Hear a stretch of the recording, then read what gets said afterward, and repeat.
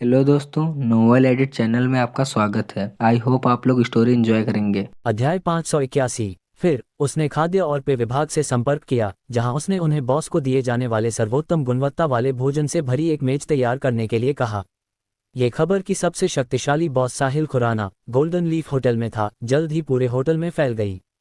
हर कोई व्यस्त होने लगा, इस उम्मीद में कि वह उस पर अच्छा प्रभाव डाल सके। साहिल निजी कमरा नंबर 1 में बैठा था, जो विशेष रूप से उसका था। जल्द ही गोल्डन लीफ होटल के जनरल मैनेजर वहां पहुंचे। जनरल मैनेजर 40 के दशक में एक मध्यम आयु वर्ग के व्यक्ति थे। हालांकि साहिल को उनका नाम याद नहीं था। उसे बस इतना याद था कि उसने पर्ल को कहीं और भेजने के बाद एक असिस्टेंट मैनेजर को प्रमोट किया था। उसके बाद कई चीजें हुई थीं, जिसका मतलब था कि उसके पास साउथ रिवर प्रांत में रुकने का बहुत कम समय था और स्वाभाविक रूप से गोल्डन लीफ होटल जाने का समय नहीं था। मिस्टर खुराना, आपने मुझे क्यों नहीं बताया कि आप आ रहे हैं? मैं आपका स्वागत करने के लिए कुछ लोगों को भेज सकता था, फ्रैंको योडर ने सावधानी से कहा। हो सकता है कि साहिल पर उनका ज्यादा प्रभाव न हो, लेकिन उन्हें साहिल स्पष्ट रूप से याद था। कुछ समय पहले ईस्ट लीग कैपिटल्स ने वीडियो कॉल के माध्यम से एक बैठक आयोजित की थी। गोल्डन लीफ होटल के जनरल मैनेजर के रूप में, जिसका स्वामित्व ईस्ट लीग कैपिटल्स के पास था, उन्हें भी उपस्थित होने का सम्मान मिला था। आज भी साहिल का भाषण उनके मन में ताज़ा था। मुझे दिखावटी, तुच्छ चीजें पसंद नहीं हैं, इसलिए भविष्य में इन चीजों पर ध्यान न दें। अपने काम के बारे में सोचने में अधिक समय व्यतीत करें और आप इसे और बेहतर कैसे कर सकते हैं, यही वह चीज है जिसके बारे में आपको सोचना चाहिए, साहिल ने कहा। समझ गया मिस्टर खुराना, मैं आपकी सलाह को ध्यान में रखूंगा और अपनी जिम्मेदारियों को अपनी पूरी क्षमता से निभाने की पूरी कोशिश करूंगा। मैं आपको निराश नहीं करूंगा, फ्रैंको ने झुकते हुए कहा। ओह, वह सही है। तुम्हारा नाम क्या है? साहिल ने पूछा। मिस्टर खुराना, मेरा नाम फ्रैंको योडर है। फ्रैंको का अर्थ है स्वतंत्र व्यक्ति और मेरा उपनाम योडर है, फ्रैंको ने समझाया। ये पहली बार था जब वह इस तरह के बॉस से मिल रहे थे। 20 अरब मूल्य का 8 सितारा होटल, और फिर भी वह अपने जनरल मैनेजर का नाम नहीं जानते थे। वह अन्य बॉस की तरह नहीं थे, वह शांत और अलग थे। हालांकि फ्रैंको को फिर से शांति महसूस हुई जब उन्हें याद आया कि ईस्ट लीग कैपिटल्स के पास कई खरबों डॉलर की संपत्ति है और वे अभी भी हर मिनट मूल्य में बढ़ रहे हैं।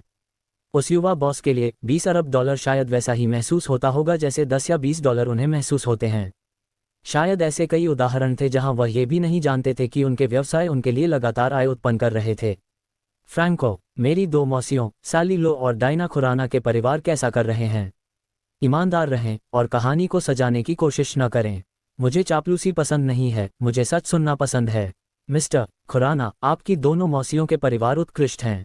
वे होटल में अपनी शक्ति का दुरुपयोग नहीं कर रहे हैं सिर्फ इसलिए कि वे आपसे संबंधित हैं। इसके बजाय वे होटल के बारे में सब कुछ सीखने में कड़ी मेहनत कर रहे हैं और अब होटल के संचालन के संबंध में कुछ व्यवहारिक काम कर सकते हैं।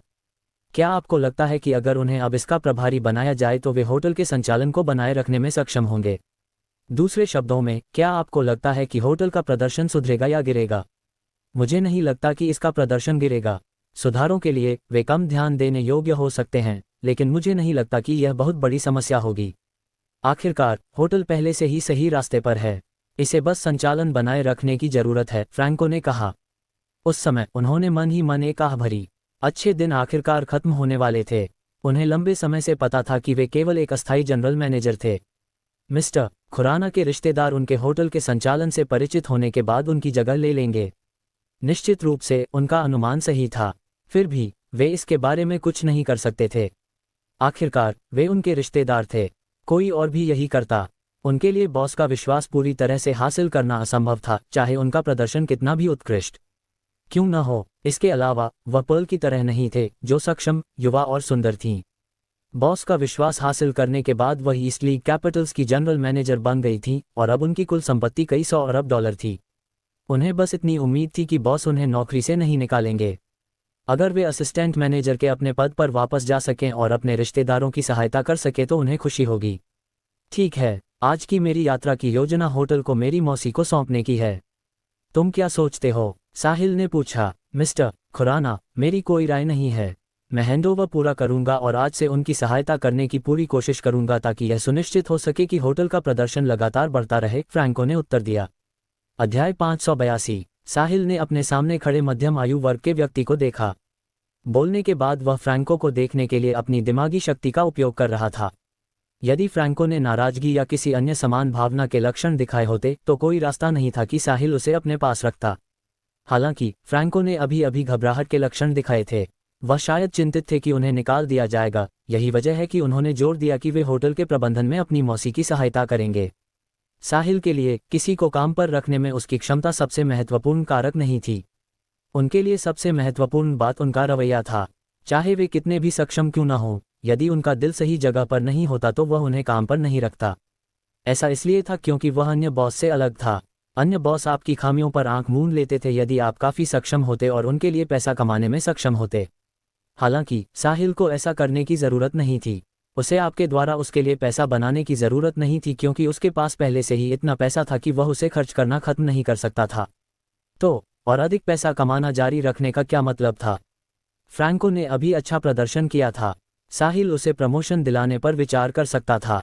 ईस्ट लीग कैपिटल्स एक बड़ी टीम थी, जिसका अर्थ था कि कई क्षेत्रों में जनशक्ति की आवश्यकता थी। गोल्डन लीफ होटल केवल ईस्ट लीग कैपिटल्स की सबसे महत्वहीन संपत्ति थी। फ्रैंको, मैं कुछ ही समय में गोल्डन लीफ होटल अपनी मौसी को सौंप दूंगा और तुम अब जनरल मैनेजर नहीं रहोगे। क्या इस पर तुम्हारी कोई राय नहीं है? साहिल ने जिज्ञासावश पूछा। मिस्टर खुराना, मैं सिर्फ एक कर्मचारी हूँ। हालांकि यह कहना आत्मधोखा जैसा लगता है कि कहीं भी काम करना एक समान है, फिर भी मैं आपके द्वारा की गई व्यवस्थाओं को स्वीकार करूंगा। मैं कड़ी मेहनत करूंगा और अपना सारा प्रयास लगा दूंगा, चाहे मैं कहीं भी जाऊं, फ्रैंको ने विनम्रता से कहा। बुरा नहीं है, तुम्हारा रवैया उत्कृष्ट है, इसलिए चिंता मत करो। ईस्ट लीग कैपिटल्स कई खरबों डॉलर की संपत्ति वाली एक बड़ी टीम है। आज के बाद ये जल्द ही 10 ट्रिलियन डॉलर या 100 ट्रिलियन डॉलर की होने के लिए बढ़ती रहेगी। तुम्हारे पास अपने कौशल दिखाने के लिए बहुत सारे अवसर होंगे। गोल्डन लीफ होटल इन सब का सबसे महत्वहीन हिस्सा है और तुम यहाँ से बाहर निकलकर और भी बहुत कुछ हासिल कर सकते हो। मैं आज रात पर्ल को फ़ोन करूंगा और तुम उसे बता सकते हो कि तुम्हारी ताकत क्या है। वह तुम्हारे लिए एक उपयुक्त पद की व्यवस्था करेगी और वह उस पद से नीचे की रैंकिंग वाला नहीं होगा जो तुम्हारे पास अब है। कड़ी मेहनत करो क्योंकि ईस्ट लीग कैपिटल्स तुम्हारे साथ दुर्व्यवहार नहीं करेगी। साहिल ने संतोषजनक ढंग से कहा। धन्यवाद मिस्टर खुराना, मैं आपको निराश नहीं करूंगा, फ्रैंको ने उत्साहपूर्वक कहा और वह झुक गए। शुरू में उन्होंने सोचा था कि वे भाग्यशाली होंगे यदि वे असिस्टेंट जनरल मैनेजर के रूप में अपना पद बनाए रखने में सफल रहे।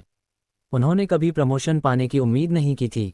गोल्डन लीफ होटल के मैनेजर के रूप में वे स्वाभाविक रूप से जानते थे कि ईस्ट लीग कैपिटल्स कितनी शक्तिशाली थी। अब जब उन्होंने पहला कदम आगे बढ़ाया था तो उनके पास अपने करियर में प्रगति करने के और भी कई अवसर होंगे।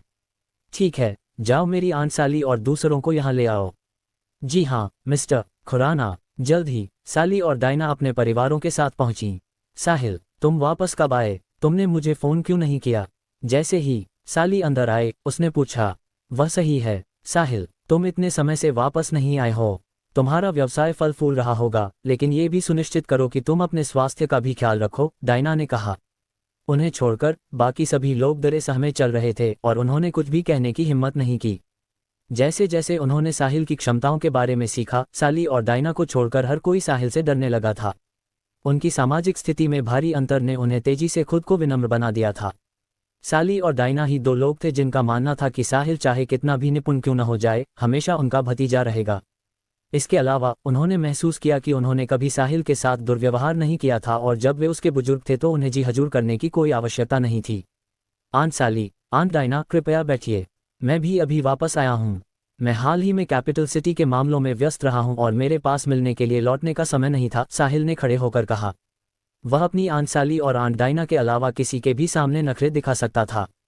वे दो लोग थे जिनके साथ उसे जीवन भर अत्यंत सम्मान के साथ व्यवहार करने की आवश्यकता थी। यदि वे नहीं होते तो साहिल को पता नहीं होता कि क्या वह अब जीवित भी होता। इसके अलावा भले ही वह जीवित होता, वह शायद एक अंधेरी विकृत मानसिकता के साथ जी रहा होता।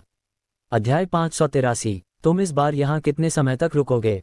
साली ने पूछा। स्थिति पर निर्भर करता है, लेकिन यह शायद केवल कुछ दिनों के लिए होगा। चलो पहले अपने भोजन का आनंद लें, मुझे बाद में तुम लोगों के साथ कुछ चर्चा करनी है। फिर दोनों परिवार और साहिल अपना भोजन करने लगे। मेज होटल के उच्चतम मानकों के अनुसार तैयार किए गए शीर्ष गुणवत्ता वाले भोजन से भरी थी। उनके खत्म करने के बाद साहिल ने अपना कांटा नीचे रखा और पूछा, आंट साली, आंट डायना, तुम लोगों के लिए काम कैसा रहा है? बुरा नहीं है, दोनों ने एक साथ उत्तर दिया। क्या तुम आश्वस्त हो कि अब तुम समझती हो कि होटल कैसे चलाया जाना चाहिए? हाँ, काफ़ी हद तक। यह अच्छा है, मैं गोल्डन लीफ होटल से ईस्ट लीग कैपिटल्स के निवेश को वापस लेने और तुम दोनों को इसे चलाने का प्रभारी बनाने की व्यवस्था कर रहा हूं। दूसरे शब्दों में, भविष्य में गोल्डन लीफ होटल तुम्हारा होगा और सारी कमाई तुम्हें जाएगी। तुम दोनों के पास शेयरों का 50% हिस्सा होगा। तुम क्या सोचती हो? क्या? उपस्थित दोनों परिवारों के सदस्य स्तब्ध रह गए। वे सभी थोड़ा चकित महसूस कर रहे थे। साहिल उन्हें गोल्डन लीफ होटल देने जा रहा था। ये लगभग 20 अरब डॉलर मूल्य का 8 सितारा होटल था जो हर साल कई अरब डॉलर का राजस्व कमाता था। ये होटल साउथ रिवर प्रांत में अपनी तरह का इकलौता था। साहिल, ये काम नहीं करेगा। हाँ, हम इसे स्वीकार नहीं कर सकते। साली ने झट से मना कर दिया।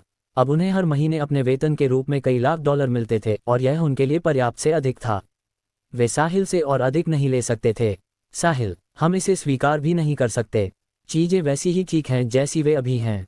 हमारे परिवार को प्रति माह 20 लाख डॉलर की आय प्राप्त होती है और वह पर्याप्त से अधिक है। हम वैसे भी इतना पैसा खर्च नहीं कर पाएंगे, डायना ने कहा। आंट डायना, कृपया मुझे समझाने दें।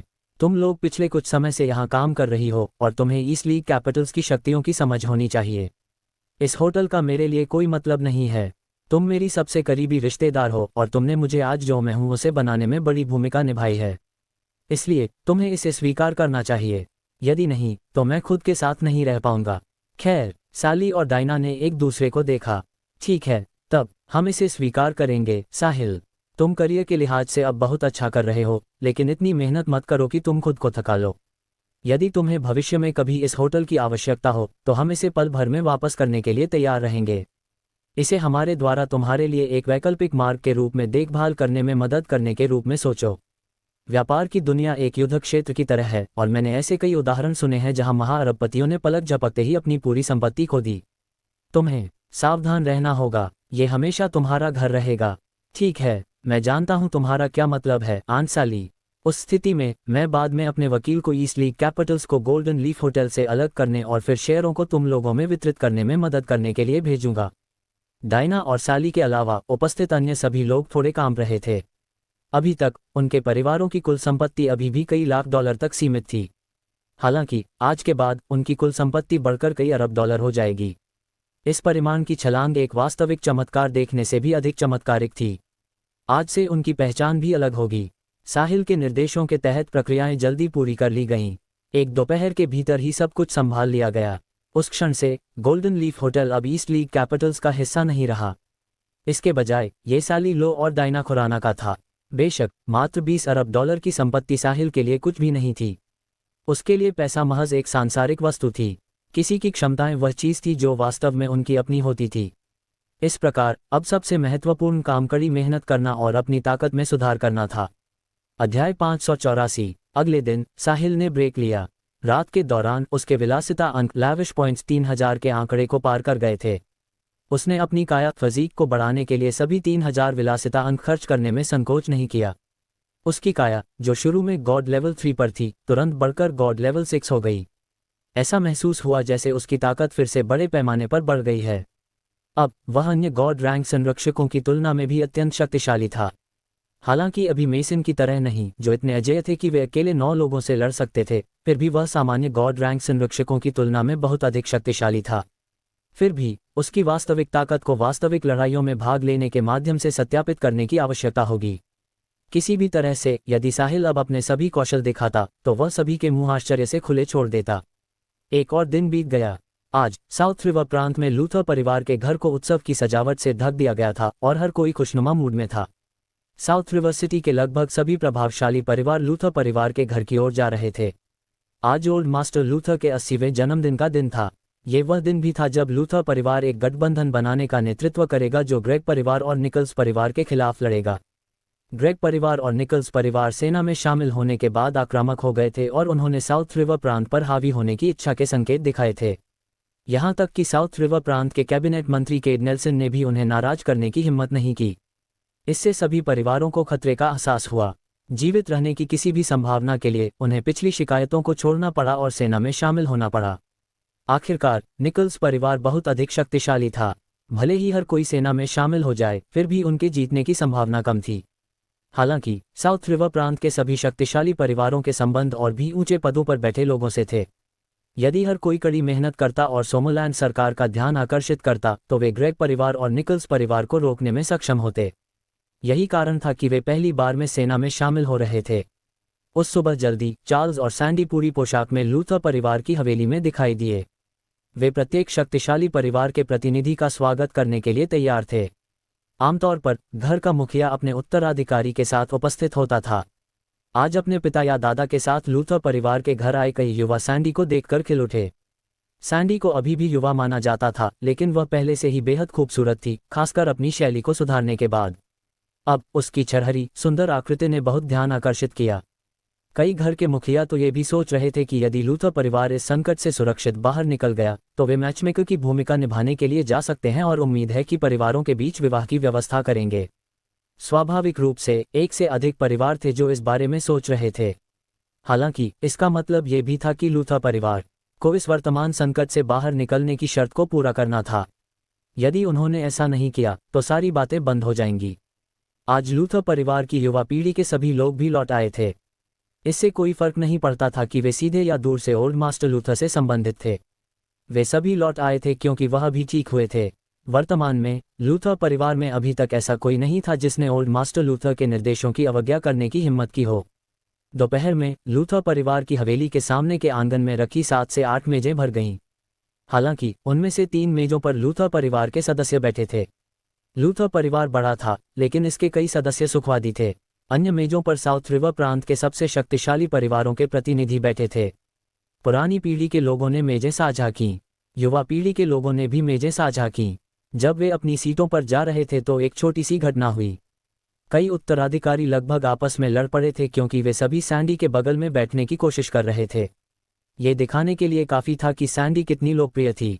जैसे ही हर कोई अपना भोजन शुरू करने वाला था, कोई चिल्लाया, मिस्टर नेल्सन आ गए हैं। हर कोई खड़ा हो गया और फाटकों की ओर देखने लगा।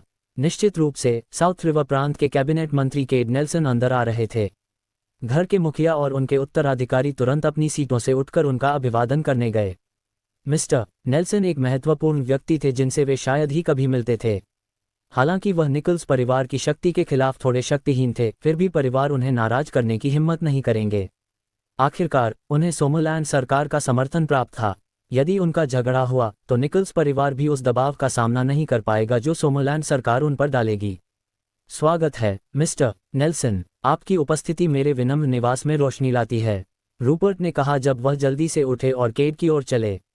हालांकि ओल्ड मास्टर लूथर उपस्थित सबसे वृद्ध व्यक्ति थे, केड साउथ रिवर प्रांत के कैबिनेट मंत्री थे और नेशनल स्पेशल टास्क फोर्स में होने के बावजूद उनकी तुलना में उनकी सामाजिक स्थिति बहुत अधिक थी। वह अहंकारपूर्वक कार्य करने की हिम्मत नहीं करेंगे। इसके अलावा आज केड की उपस्थिति लूथर परिवार के लिए बहुत सम्मान लेकर आई थी। ये तब एक आत्मविश्वास बढ़ाने के रूप में भी काम करेगा जब उन्हें ग्रेग परिवार और निकल्स परिवार के खिलाफ लड़ने के लिए सेना में शामिल होने की आवश्यकता होगी। आप बहुत दयालु हैं ओल्ड मास्टर लूथर।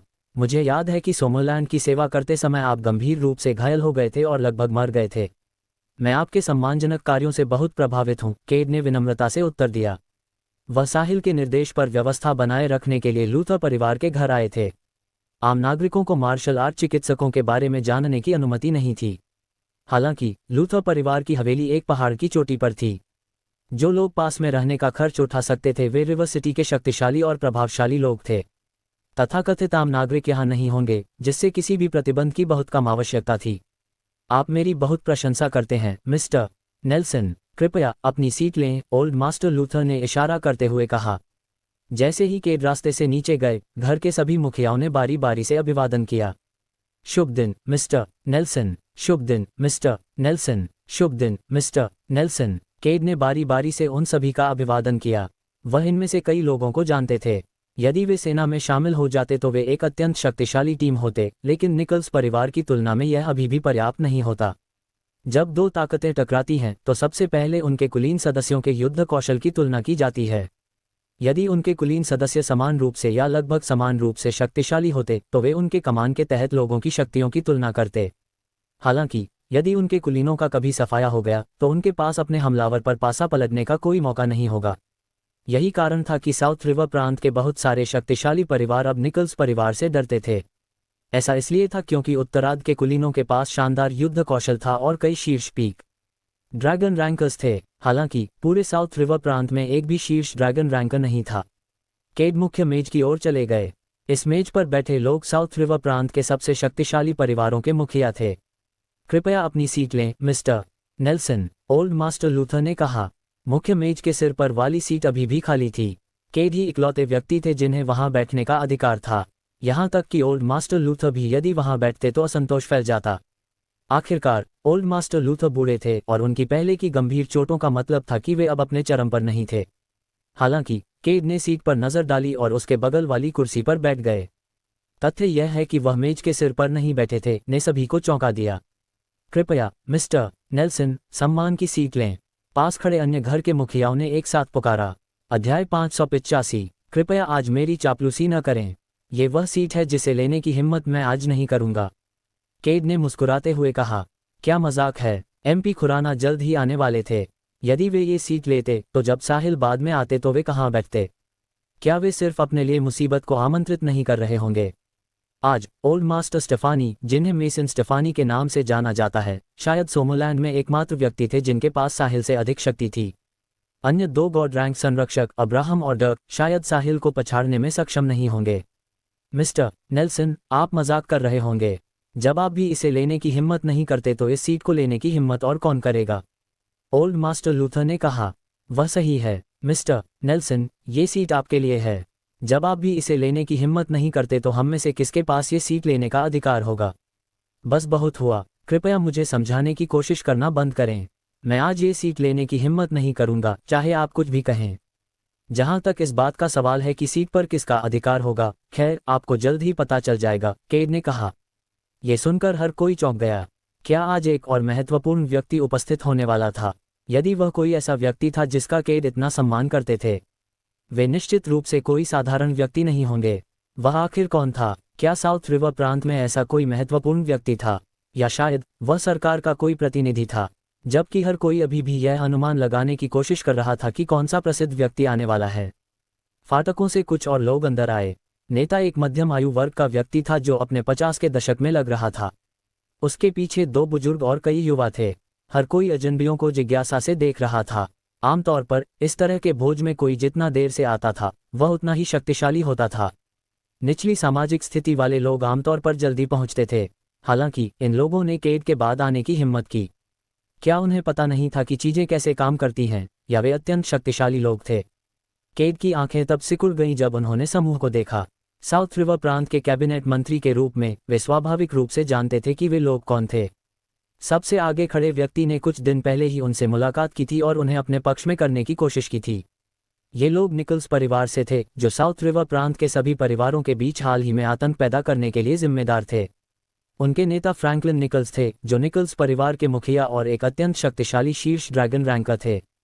फ्रैंकलिन मुख्य मेज की ओर चले गए जबकि निकल्स परिवार के दो बुजुर्ग और उनके प्रत्यक्ष वंशज उनके पीछे पीछे आए। क्या ये सीट मेरे लिए छोड़ी गई थी? उस स्थिति में मैं शिष्टाचार की परवाह नहीं करूंगा, फ्रैंकलिन ने मुख्य मेज की सम्मान की सीट पर बैठते हुए कहा। उन्होंने जो किया उसने उपस्थित सभी लोगों में असंतोष पैदा कर दिया।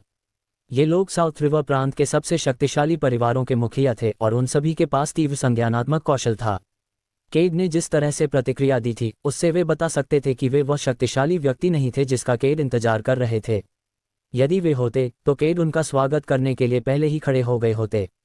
इसके अलावा साउथ रिवर प्रांत के शक्तिशाली परिवारों के लगभग सभी मुखिया अब यहाँ थे, तो ये समूह कहाँ से आया? क्या ऐसा हो सकता है कि वे साउथ रिवर प्रांत से न हों?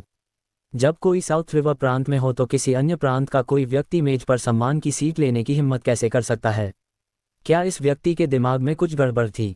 यदि बात बाहर निकल गई तो क्या उन्हें शर्मिंदगी महसूस नहीं होगी? तुम कौन हो? क्या वह सीट ऐसी है जिसे तुम ले सकते हो? यहाँ तक कि मिस्टर नेल्सन ने भी इसे लेने की हिम्मत नहीं की। तुम्हें, एक अज्ञात व्यक्ति को, क्या लगता है कि तुम वहां बैठ सकते हो? किसी ने आरोप लगाते हुए कहा। वह सही है, तुम यहाँ से दफा क्यों नहीं हो जाते? मिस्टर नेल्सन ने ये सीट उस महत्वपूर्ण अतिथि के लिए खाली छोड़ी है जो जल्द ही आने वाला है। यदि तुम जल्दी नहीं उठे तो हमें अशिष्ट होने के लिए दोष मत देना। ओह, तुम मेरे साथ कैसे अशिष्ट व्यवहार करने जा रहे हो? मुझे दिलचस्पी है, आप क्या सोचते हैं मिस्टर नेल्सन? बहुत समय हो गया मिले, आप नमस्ते क्यों नहीं कह रहे हैं? क्या ऐसा हो सकता है कि आप मुझे देखना नहीं चाहते थे? फ्रैंकलिन ने लापरवाही से पूछा और अपने दोनों पैर मेज पर रख दिए। उन्होंने अपने जूतों के तलवों को केट की ओर भी इशारा किया। ऐसा लग रहा था जैसे उनके मन में केट के लिए कोई सम्मान नहीं था, जिसका अर्थ भी समझ में आता था। निकल्स परिवार के मुखिया के रूप में उनकी उपस्थिति एक शीर्ष ड्रैगन रैंकर के बराबर थी। उनकी आंखों में केट ड्रैगन रैंक के शुरुआती चरण में कचरे के एक टुकड़े के अलावा कुछ नहीं थे। यदि केट सोमरलैंड के साउथ रिवर प्रांत के कैबिनेट मंत्री नहीं होते और सोमरलैंड को दिग्गज मेसन स्टेफानी का संरक्षण प्राप्त नहीं होता, तो वे केट को अपनी हथेली में कुचलने में सक्षम होते। मिस्टर निकल्स, ये सोमरलैंड है, ऐसी कोई जगह नहीं जहां आप अपनी इच्छानुसार कुछ भी कर सकें। कृपया अपनी स्थिति को खतरे में न डालें। यदि नहीं, तो कोई भी आपको बचा नहीं पाएगा, केट ने चेहरे पर लकड़ी जैसे भाव के साथ कहा। मिस्टर निकल्स, उपस्थित सभी लोगों में सदमे की लहर दौड़ गई। वे उस व्यक्ति को सदमे में मुख्य मेज की सम्मान की सीट पर मेज पर पैर रखकर बैठे हुए घूरने लगे। आज निकल्स उपनाम वाला केवल एक ही परिवार था जिसने केट से इस तरह बात करने की हिम्मत की थी। ये निकल्स परिवार था जो इससे पहले छिपा हुआ था। यही वह परिवार भी था जिसने हाल ही में उन्हें तनाव में रखा था। इसके अलावा यही वह कारण भी था जिसकी वजह से वे आज की पार्टी में शामिल हो रहे थे। उन्होंने निकल्स परिवार के भी उपस्थित होने की उम्मीद नहीं की थी। दोनों घर के मुखिया जिन्होंने अभी अभी फ्रैंकलिन को डांटा था, कांप उठे। उन्होंने चाहा कि वे खुद को चेहरे पर थप्पड़ मार सकें। साउथ रिवर प्रांत के सभी शक्तिशाली परिवार निकल्स परिवार से बचने की पूरी कोशिश कर रहे थे। इस बीच उन्होंने अभी अभी निकल्स परिवार के मुखिया को डांटा था। क्या इसका मतलब यह नहीं था कि उन्होंने अभी अभी अपने मृत्यु वारंट पर हस्ताक्षर किए थे? तो क्या हुआ अगर यह सोमरलैंड है? केट नेल्सन, क्या तुम अभी तक नहीं समझे? मेसन स्टेफानी ही इकलौते व्यक्ति हैं जो अभी भी सोमरलैंड को बचाए हुए हैं। एक बार जब वे मर जाएंगे, तो क्या तुम्हें लगता है कि सोमरलैंड में बचे 2 गॉड रैंक संरक्षक इतने सारे संप्रदायों और परिवारों को नियंत्रण में रख पाएंगे? क्या तुम सपना देख रहे हो? जब ऐसा होगा तो सोमरलैंड हमारा होगा। मैं तुम्हें सलाह दूंगा कि अंधेरे को त्यागो और जल्द ही प्रकाश की तलाश करो। फ्रैंकलिन ने कहा। वे चाहते थे कि केट निकल्स परिवार के पक्ष में शामिल हों। ये केट की शक्तियों के कारण नहीं था जो ड्रैगन रैंक के शुरुआती चरणों में थे। निकल्स परिवार के पास ऐसी प्रतिभाओं की भरमार थी। एक और होने से ज्यादा फर्क नहीं पड़ता था। इसी तरह एक कम होने से भी ज्यादा फर्क नहीं पड़ता था। ये लंबे समय में चीजों को प्रभावित नहीं करेगा। वे साउथ रिवर प्रांत के कैबिनेट मंत्री के रूप में केट की पहचान के पीछे थे। चूंकि मेसन अभी मरे नहीं थे, इसलिए उन्होंने सोमरलैंड में अपनी मर्जी से कुछ भी करने की हिम्मत नहीं की। हालांकि यदि वे केट को अपने पक्ष में कर लेते तो उनके लिए साउथ रिवर प्रांत को नियंत्रित करना बहुत आसान हो जाता। इसके अलावा ये सोमरलैंड के नियमों और विनियमों के अनुसार किया जाता। उन्हें एक कदम आगे बढ़ना था। ये सुनिश्चित करने के लिए था कि वे प्रगति करना जारी रख सकें। वे जल्द से जल्द साउथ रिवर प्रांत पर नियंत्रण हासिल करना चाहते थे। यदि उन्होंने मेसन के मरने तक इंतजार किया तो सोमरलैंड अराजकता के गड्ढे में गिर जाएगा। तब तक सर्गना अलग अलग गुटों में बंट जाएंगे और साउथ रिवर प्रांत पर नियंत्रण हासिल करना उतना आसान नहीं होगा जितना अभी था। तभी कुछ और लोग फाटकों से जल्दी जल्दी अंदर आए। जब सभी ने करीब से देखा तो उन्हें एहसास हुआ कि ये लोग ग्रेग परिवार से थे।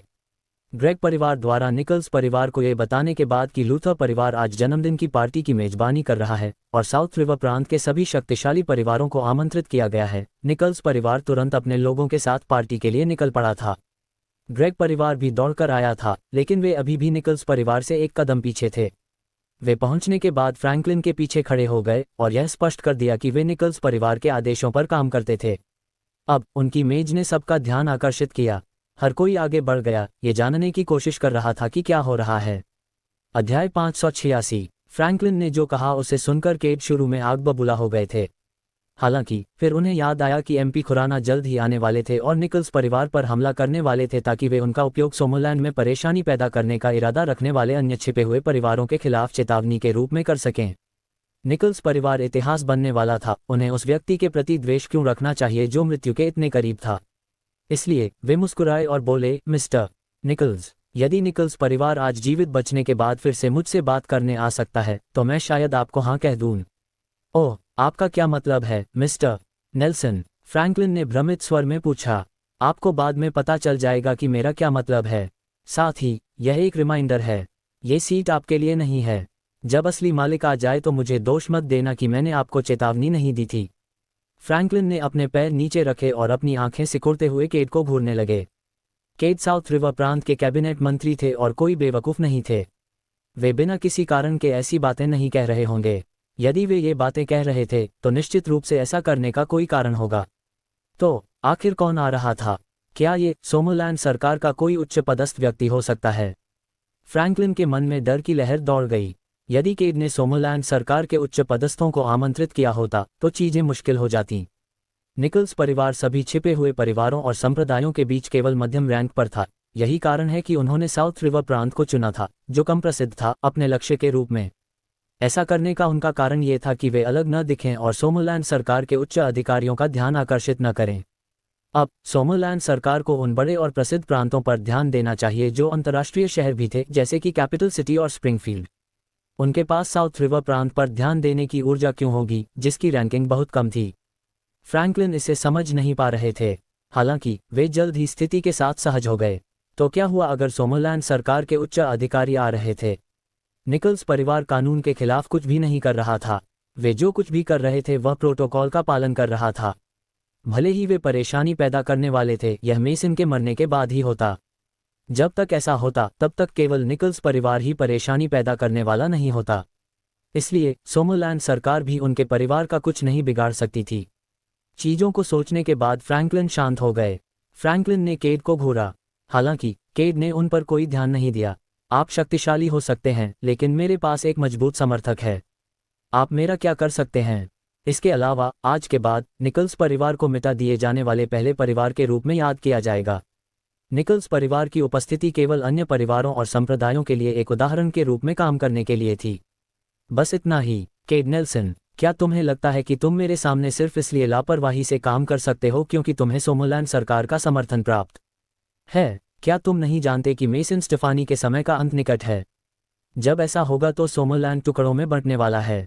बाहर घात लगाकर हमला करने के लिए फॉल्कनियर के नेतृत्व में कई शक्तिशाली समूह उत्सुकता से प्रतीक्षा कर रहे होंगे और अंदर के संसाधनों पर कब्जा करने के लिए कई छिपे हुए संप्रदाय और परिवार आगे आएंगे। क्या तुम्हें लगता है कि जब ऐसा होगा तो तुम सुरक्षित बाहर निकल पाओगे? मुझे नहीं पता कि तुम साउथ रिवर प्रांत के कैबिनेट मंत्री कैसे बन गए जब तुम ऐसी बातों को पहचान भी नहीं सकते, फ्रैंकलिन ने केड को घूरते हुए गंभीरता से कहा। जब उन्होंने ये सुना तो सभी दंग रह गए। मेसन के जीवन के अंत के निकट होने की खबर केवल कई ऐसे परिवारों को पता थी जिनके पास या तो कई संबंध थे या वे बहुत प्रभावशाली थे। उपस्थित कम से कम 80% परिवार इस बारे में नहीं जानते थे। अब निकल्स परिवार को ये कहते हुए सुनकर कि मेसन के समय का अंत निकट है और सोमरलैंड रहने और बिखरने वाला है, सबके विचार उलझ गए थे। यदि सोमरलैंड सरकार इन संप्रदायों और परिवारों को नियंत्रण में रखने में विफल रहती है, इसका मतलब था कि उनके लिए अच्छे दिन खत्म होने वाले थे। उन्हें क्या करना चाहिए? वे सभी इन परिवारों और संप्रदायों की नज़र में ताज़ा, नर्म मांस के टुकड़े बन जाएंगे। कमीने, फ्रैंकलिन निकल्स, तुम्हारी हिम्मत कैसे हुई? तुम्हारी हिम्मत कैसे हुई बकवास करने और सोमरलैंड में अराजकता पैदा करने की? यदि तुम सोमरलैंड के समाज की शांति और व्यवस्था को भंग कर रहे हो तो तुम्हारी मौत की इच्छा होनी चाहिए। तुमने जो अभी कहा उसके लिए पूरे निकल्स परिवार को भुगतान करना होगा। केड अचानक खड़े हुए और तेज डांटने वाली आवाज में बोले। वे दहाड़े। अध्याय 587। ग्रेग परिवार दंग रह गया। निकल्स परिवार दंग रह गया। साउथ रिवर प्रांत के अन्य सभी प्रमुख परिवार भी दंग रह गए। यहां तक कि निकल्स परिवार के मुखिया फ्रैंकलिन भी दंग रह गए। आखिरकार फ्रैंकलिन निकल्स परिवार के मुखिया और एक शीर्ष ड्रैगन रैंकर थे। वे न केवल शक्तिशाली थे बल्कि उनकी पृष्ठभूमि भी आश्चर्यजनक थी। उन्हें इस तरह से कब डांटा और अपमानित किया गया था। हालांकि अब ड्रैगन रैंक के शुरुआती चरण के कचरे के एक टुकड़े ने इतने सारे लोगों के सामने ऐसा दृश्य पैदा कर दिया था। इसकी उम्मीद किसने की होगी? न उन्होंने, न उनके पीछे खड़े निकल्स परिवार के बुजुर्गों और युवाओं ने, और न ही जुलूस के बिल्कुल अंत में खड़े ग्रेग परिवार ने इसकी कल्पना की होगी। सच कहूं तो साउथ रिवर प्रांत के अन्य शक्तिशाली परिवारों ने भी ऐसा होने की उम्मीद नहीं की होगी। मिस्टर केड नेल्सन कब से इतने आक्रामक हो गए थे? उन्हें याद आया कि जब उन्होंने केड से सहायता मांगने के लिए हाथ मिलाया था तो उन्होंने केवल उनसे धैर्यपूर्वक प्रतीक्षा करने के लिए कहा था, क्योंकि सोमरलैंड सरकार इन परिवारों को परेशानी पैदा करने की अनुमति नहीं देगी।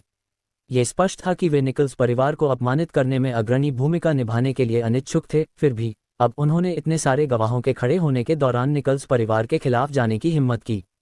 क्या केड ने दिमाग बदलने वाली कोई दवा ले ली थी? जब फ्रैंकलिन होश में आए तो उनका रक्तचाप बढ़ गया और उनका चेहरा लाल हो गया। केड ने न केवल उन्हें अपमानित किया था बल्कि उन्होंने पूरे निकल्स परिवार को भी अपमानित किया था। केड नेल्सन, तुम मरने वाले हो। जैसे ही फ्रैंकलिन ने दांत पीसते हुए अपना वाक्य पूरा किया, उनका प्रभामंडल और तेजी से बढ़ा। ऐसा लग रहा था कि वे केड को मारने के लिए गंभीर थे। उनके आसपास के बाकी सभी लोगों को अपने ऊपर एक दम घोंटने वाले प्रभामंडल का अनुभव हुआ। फ्रैंकलिन ने शीर्ष ड्रैगन रैंकर के रूप में अपना पूरा प्रभामंडल छोड़ दिया। आज वे साउथ रिवर प्रांत के सभी शक्तिशाली पक्षों को एक सबक सिखाएंगे। वे चाहते थे कि वे समझें कि जब वास्तविक शक्ति का सामना करना पड़ता है तो उनके द्वारा बनाया गया कोई भी गठबंधन मलबे में बदल जाएगा। वे निकल्स परिवार पर हमला करने के लिए सेना में शामिल होना चाहते थे, लेकिन वे निकल्स परिवार के एक शीर्ष ड्रैगन रैंकर उन सभी को नष्ट करने में सक्षम होंगे। उनके कौशल में इतना अंतर था, उसे संतुलित करने के लिए कई कचरा लोग पर्याप्त नहीं होंगे। हालांकि वे केड को नहीं मारेंगे। अभी तक केड की मृत्यु निकल्स परिवार के हाथों नहीं हो सकती थी। वे अभी भी सोमरलैंड के साउथ रिवर प्रांत के कैबिनेट मंत्री थे और सोमरलैंड के पीछे स्थिर शक्ति मेसन अभी मरे नहीं थे। हालांकि वे केड को एक यादगार सबक सिखाना चाहते थे और उस कीमत को सिखाना चाहते थे जो उन्हें निकल्स परिवार को अपमानित करने के लिए चुकानी थी। जब मेसन मरेंगे तो केड निकल्स परिवार की मारने वाले लोगों की सूची में पहले स्थान पर होंगे।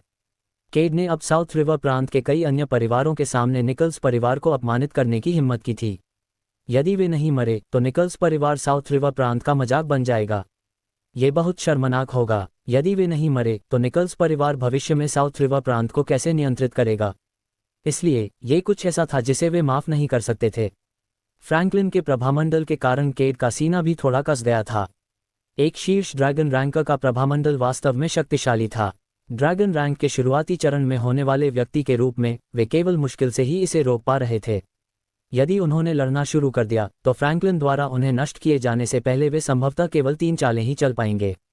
हालांकि केड फ्रैंकलिन की धमकी से बिल्कुल भी घबराए हुए नहीं लग रहे थे।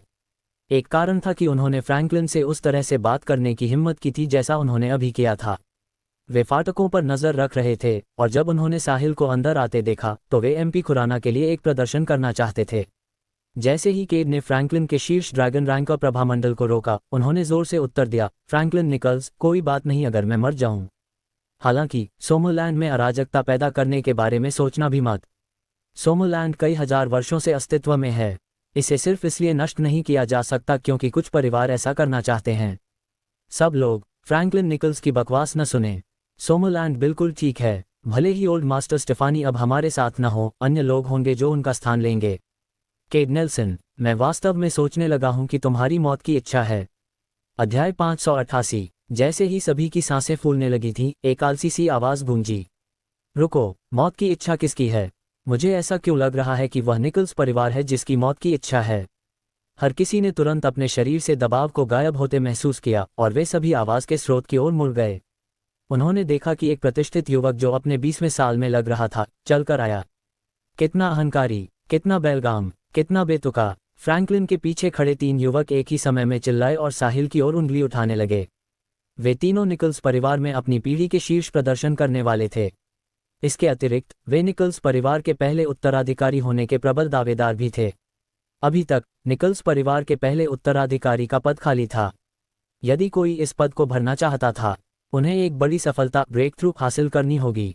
उन्हें हाफ स्टेप ड्रैगन रैंक से ड्रैगन रैंक तक की छलांग लगानी थी। यदि कोई भी सफलता हासिल नहीं कर पाता तो उन्हें खुद को पूरी तरह से अपने परिवार के प्रति समर्पित करने की आवश्यकता थी। इसलिए वे सभी दिखावा करने और खुद के लिए कुछ अतिरिक्त क्रेडिट हासिल करने की कोशिश कर रहे थे। जब निकल्स परिवार के मुखिया फ्रैंकलिन बोल रहे थे तो उन्होंने बीच में बोलने की हिम्मत नहीं की थी। अब जब कहीं से आए एक साधारण युवक ने फ्रैंकलिन से इस तरह बात करने की हिम्मत की थी तो कोई रास्ता नहीं था कि वे अतिरिक्त क्रेडिट हासिल करने के इस अवसर को जाने दें।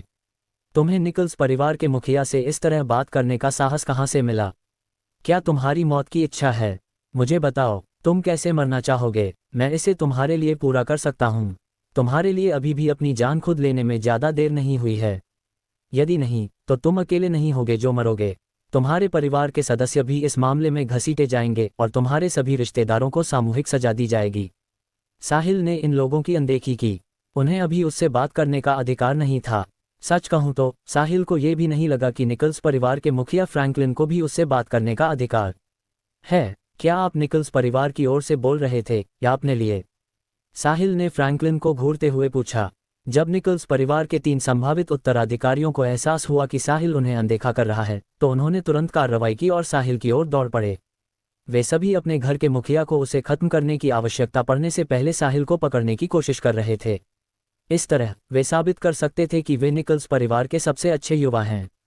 बैंग बैंग बैंग लगातार 3 जोरदार धमाके गूंजे। इससे पहले कि वे साहिल पर हाथ भी रख पाते, उन्हें एक विशाल बल द्वारा दूर फेंक दिया गया। फ्रैंकलिन के पीछे खड़े 2 बुजुर्गों ने उन तीनों को पकड़ने के लिए जल्दी से हाथ बढ़ाया। इस बार साहिल ने कोई कदम नहीं उठाया था। इसके बजाय ये साउथ रिवर प्रांत के कैबिनेट मंत्री केड थे। निकल्स परिवार के 3 उम्मीदवार उत्तराधिकारी केवल हाफ स्टेप ड्रैगन रैंक पर थे। स्वाभाविक रूप से वे केड के लिए कोई मुकाबला नहीं थे। उस पल के दौरान केड साहिल के बगल में खड़े हो गए और उन्हें सम्मानपूर्वक पुकारा, मिस्टर खुराना। उन्होंने उन्हें एमपी खुराना कहने की हिम्मत नहीं की। आखिरकार साहिल की पहचान अभी तक सार्वजनिक नहीं की गई थी, इसलिए वे उन्हें केवल मिस्टर खुराना के रूप में ही संबोधित कर सकते थे। उस दृश्य ने उपस्थित सभी लोगों को विस्मय में डाल दिया। निकल्स परिवार के सदस्य भी शामिल थे। साउथ रिवर प्रांत के कैबिनेट मंत्री केड नेल्सन अपने 20वें साल की शुरुआत के एक युवक के साथ इतना सम्मान से व्यवहार कर रहे थे। विस्मय उनकी भावनाओं का वर्णन करने के लिए पर्याप्त नहीं था। इसके बजाय वे स्तब्ध थे। चार्ल्स, सैंडी और ओल्ड मास्टर लूथर की आंखें भी फटी की फटी रह गईं। उनके चेहरों पर अविश्वास साफ झलक रहा था। ओल्ड मास्टर लूथर और चार्ल्स को साहिल की शक्तियों का सबसे स्पष्ट अंदाजा था। साहिल अत्यंत प्रतिभाशाली था और उसका एक रहस्यमय और बहुत शक्तिशाली गुरु भी था। हालांकि इसके बावजूद वे समझ नहीं पा रहे थे कि केड साहिल को इतने सम्मानजनक स्वर में मिस्टर खुराना के रूप में क्यों संबोधित कर रहे थे। क्या ऐसा हो सकता है कि साहिल के रहस्यमय गुरु की कोई चौंकाने वाली पहचान हो? यही एकमात्र स्पष्टीकरण था जो वे इस बात के लिए सोच सकते थे कि केड ने उन्हें इतनी सम्मानपूर्वक मिस्टर खुराना क्यों संबोधित किया। अभी सब कुछ इतनी अचानक हुआ था। इसकी शुरुआत निकल्स परिवार के 3 युवकों के हमले से हुई थी। इसके बाद केड ने साहिल के सामने सम्मानपूर्वक खड़े होने से पहले उन तीनों को उड़ा दिया था। इस पूरी प्रक्रिया में 10 सेकंड से भी कम समय लगा था। अभी भी बहुत सारे लोग थे जो अभी तक होश में नहीं आए थे। फ्रैंकलिन ने साहिल को घूरा। उन्हें लगा था कि साहिल जब से अंदर आया है तब से वह कोई कमजोर व्यक्ति नहीं है। हालांकि वे साहिल के शरीर से किसी प्रभामंडल ऑरा का पता नहीं लगा सके। इसने उन्हें भ्रमित कर दिया, इस हद तक कि वे समय रहते चीजों को रोक नहीं पाए जब निकल्स परिवार के युवाओं ने हमला किया और अंत में केड द्वारा दूर फेंक दिए गए। इसके अलावा उन्होंने उम्मीद नहीं की थी कि केड में निकल्स परिवार के उत्तराधिकारियों पर हमला करने की हिम्मत होगी। उन्होंने पहले ही केड को मौत की सजा सुना दी थी। जैसे ही मेसन चले जाएंगे वह केड को मार डालेंगे। अब वे सोच रहे थे कि अचानक प्रकट हुआ ये युवक आखिर कौन था। यदि वह केड से इतना सम्मान प्राप्त कर सकता था, इसका मतलब था कि वह कोई कमजोर शक्ति नहीं थी। क्या उन्होंने ये सीट जिस पर वे अभी बैठे थे उसके लिए छोड़ दी थी? वह शायद सोमोलैंड सरकार के किसी उच्च पदस्थ की संतान थे। केड, क्या तुमने वे कार्य पूरे कर लिए हैं जो मैंने तुम्हें सौंपे थे? साहिल ने पूछा। मिस्टर खुराना, सब कुछ ठीक से व्यवस्थित कर दिया गया है। इस क्षेत्र को सील कर दिया गया है और कोई भी आम नागरिक प्रवेश नहीं कर पाएगा, केड ने धीमी आवाज में उत्तर दिया। उत्कृष्ट। साहिल ने उसके बाद बोलना जारी नहीं रखा। इसके बजाय वह आगे बढ़ता रहा। वह तभी रुका जब वह फ्रैंकलिन के सामने खड़ा था। उसकी चतुर मानसिक शक्तियों ने उसे तीव्र इंद्रियां दी थीं। बाहर रहते हुए ही उसने फ्रैंकलिन द्वारा दिया गया भाषण सुन लिया था। जैसा कि अपेक्षित था, लगभग सभी छिपे हुए संप्रदाय और परिवार मेसन की मृत्यु का इंतजार कर रहे थे। जिस क्षण मेसन मरेंगे, सरगना तुरंत छोटे समूहों में विभाजित हो जाएंगे और वे तुरंत सोमोलैंड में संसाधनों के लिए लड़ना शुरू कर देंगे। इसका परिणाम ये होगा कि आम लोगों की अब कोई सामाजिक स्थिति नहीं रहेगी। वे इन छिपे हुए संप्रदायों और परिवारों की दया पर होंगे। जब ऐसा होगा तो सोमोलैंड अराजकता की भूमि बन जाएगा। दुर्भाग्य से उनके लिए, वे अभी तक नहीं जानते थे कि उसने मेसन स्टेफानी को ठीक कर दिया था और वे अब अपने खेल के शीर्ष पर वापस आ गए थे। इसके अलावा उनके पास जीवन के 10 साल और बचे थे। उनकी योजनाएं विफल होने के लिए अभिशप्त थीं। हालांकि उसे अभी भी इन छिपे हुए संप्रदायों और परिवारों को झटका देने की जरूरत थी। उस स्थिति में वह निकल्स परिवार के विनाश का उपयोग दूसरों के लिए चेतावनी के रूप में करेगा। मैं आपसे ये सवाल एक बार फिर पूछूंगा, क्या आप निकल्स परिवार की ओर से बोल रहे थे या अपने लिए? साहिल ने फ्रैंकलिन को घूरते हुए गंभीरता से पूछा। तो क्या हुआ अगर मैं अपनी ओर से बोल रहा था? और क्या हुआ अगर मैं निकल्स परिवार की ओर से बोल रहा था? फ्रैंकलिन ने अपनी आंखें सिकोड़ते हुए पूछा। यदि आप अपनी ओर से बोल रहे थे तो आप ही होंगे जो मरेंगे। यदि आप निकल्स परिवार की ओर से बोल रहे थे तो निकल्स परिवार नष्ट हो जाएगा। तुम कौन हो? तुम्हें ये जानने की जरूरत नहीं है कि मैं कौन हूं। तुम्हें बस मेरे सवाल का जवाब देना है। खैर, क्या होगा अगर मैं इसका जवाब न दूं? उस स्थिति में मैं मान लूंगा कि आप निकल्स परिवार की ओर से बोल रहे थे। तो क्या हुआ अगर मैं निकल्स परिवार की ओर से बोल रहा था? क्या तुम मेरे परिवार को नष्ट करने की कोशिश कर रहे हो? तुम तुम्हें पहले घर जाना चाहिए और अपने परिवार के बड़ों से अनुमति मांगनी चाहिए। उनसे पूछो कि क्या उनमें निकल्स परिवार को नष्ट करने की हिम्मत है, फ्रैंकलिन ने उपहास करते हुए कहा। चाहे वे इसे कैसे भी देखें, साहिल केवल एक साधारण व्यक्ति था। भले ही वह सोमोलैंड सरकार के किसी उच्च पदस्थ की संतान होता, उसके जैसे साधारण व्यक्ति के पास अभी भी कोई शक्तिशाली पद नहीं होता। वह निकल्स परिवार को नष्ट करने के बारे में सपना देखना जारी रख सकता था। क्या आप अपने बारे में इतना ऊंचा सोचते हैं, या आप निकल्स परिवार के बारे में इतना ऊंचा सोचते हैं? मैं आपको अकेले ही आसानी से नष्ट कर सकता हूं। ओह, तुम निकल्स परिवार को नष्ट करोगे? अकेले? हा हा हा। फ्रैंकलिन जोर जोर से हंसने लगे। एक साधारण व्यक्ति ने कहने की हिम्मत की कि वह निकल्स परिवार को नष्ट करना चाहता है।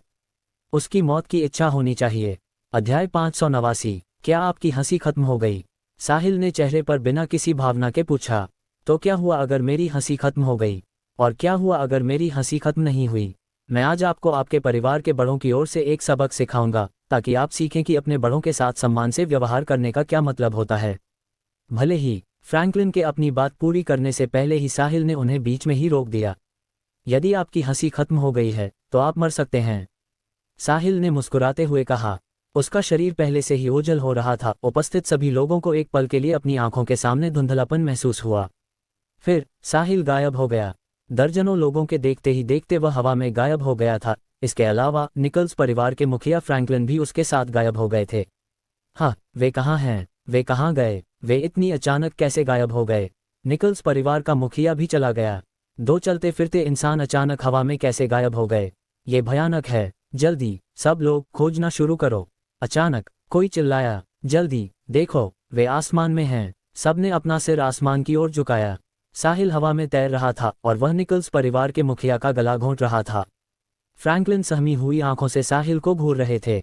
अभी अभी उनके पास पलटवार करने का कोई साधन नहीं था, क्योंकि साहिल ने उन्हें गर्दन से पकड़ लिया और उन्हें लेकर हवा में उड़ गया। वह इतनी तेजी से हिला था, यहाँ तक कि उन्हें एक शीर्ष ड्रैगन रैंकर को केवल अपनी दृष्टि धुंधली महसूस हुई थी और उनका गला कस गया था, इससे पहले कि उन्हें एहसास हुआ कि उनका शरीर हवा में तैर रहा है। इसके अलावा उन्हें हवा में तैरने के लिए किसी सहारे की जरूरत नहीं थी। यदि वह ऐसा कर सकता था तो इसका मतलब था कि वह कम से कम एक अत्यंत शक्तिशाली व्यक्ति था जो गॉड रैंक के आधे रास्ते पर था।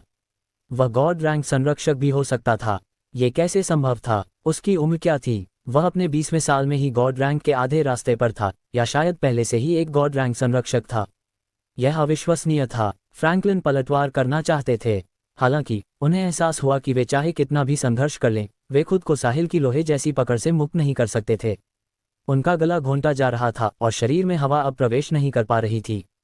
इसका मतलब था कि वे ऑक्सीजन की कमी के कारण पहले से ही चक्कर महसूस कर रहे थे। उन्हें लगा कि वे मरने वाले हैं, हालांकि वे मरना नहीं चाहते थे। वे निकल्स परिवार के मुखिया थे, वे अत्यंत शक्तिशाली थे और उनकी पहचान शानदार थी। वे आगामी अराजक दुनिया में निकल्स परिवार का नेतृत्व करना जारी रखना चाहते थे ताकि वे शीर्ष परिवार बन सकें। फिर भी वास्तविकता क्रूर थी। उनकी दृष्टि धीरे धीरे काली पड़ रही थी। जमीन पर मौजूद बाकी सभी लोग जो उनके सामने हो रहा था उसे सदमे में देख रहे थे। वे साधारण लोग नहीं थे। वे सभी जानते थे कि इसका क्या मतलब है जब कोई बिना किसी सहायता की आवश्यकता के हवा में तैर सकता है। यह एक अलग ही स्तर था, एक ऐसा स्तर जिसके लिए उनमें से कुछ अपने पूरे जीवन भर काम कर रहे थे। फिर भी अपने 20वें साल के एक युवक ने इसे प्रदर्शित करने में सफलता प्राप्त की थी। इसका शौक मूल्य अभूतपूर्व था। इससे हताशा भी महसूस होती थी। तभी साहिल की आवाज़ गूंजी, फ्रैंकलिन निकल्स परिवार के मुखिया, आप मरेंगे क्योंकि आपने सोमोलैंड में अराजकता पैदा की है। अपनी बात पूरी करने के बाद साहिल ने कुछ ताकत लगाई। कड़क, उसने फ्रैंकलिन की गर्दन तोड़ दी। फिर साहिल ने फ्रैंकलिन के शव को छोड़ दिया। एक पल बाद वह आसमान से गिरा और धप की आवाज़ के साथ जमीन पर आ गिरा। उनकी क्षमताओं में अंतर बहुत बड़ा था। एक शीर्ष ड्रैगन रैंक का था जबकि दूसरा गॉड रैंक संरक्षक था। वे एक ही स्तर पर नहीं थे। उल्लेख नहीं है कि साहिल कोई साधारण गॉड रैंक संरक्षक नहीं था। अन्य गॉड रैंक संरक्षकों की तुलना में भी वह एक असाधारण शक्तिशाली व्यक्ति था। शुरुआत से अंत तक फ्रैंकलिन के पास लड़ने का कोई मौका नहीं था। उपस्थित हर कोई हक्का बक्का रह गया। बस ऐसे ही एक शीर्ष ड्रैगन रैंकर मर गया था। यह ऐसा परिणाम नहीं था जिसकी कोई उम्मीद कर रहा था। उन्होंने निकल्स परिवार के ऐसे अंत की उम्मीद नहीं की थी। हालांकि साहिल ने उन्हें और भी अधिक चौंका दिया था। अपने 20वें साल के एक युवक के पास ऐसी भयानक शक्ति थी। निकल्स परिवार के सदस्य आतंक की स्थिति में थे।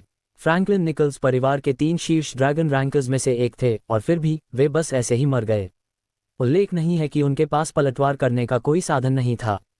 यदि वे अभी हुई लड़ाई के आधार पर चीजों को देखें, निकल्स परिवार मौत की सजा का सामना कर रहा था, भले ही उनके परिवार में अभी भी 2 और शीर्ष ड्रैगन रैंकर्स थे। ये कुछ ऐसा था जिसे वे स्वीकार करने में असमर्थ थे। बस कुछ ही पल पहले निकल्स परिवार साउथ रिवर प्रांत के सबसे शक्तिशाली परिवारों में से एक था और वे पूरे साउथ रिवर प्रांत पर कब्जा करने के लिए तैयार हो रहे थे। हालांकि अब उन्हें ऐसा लग रहा था जैसे उन्हें नर्क में धकेल दिया गया हो। वे इतने डरे हुए थे कि उन्होंने फ्रैंकलिन के शव के पास जाने की हिम्मत तक नहीं की। उन्होंने बस स्थिर खड़े होकर साहिल की सजा का इंतजार किया।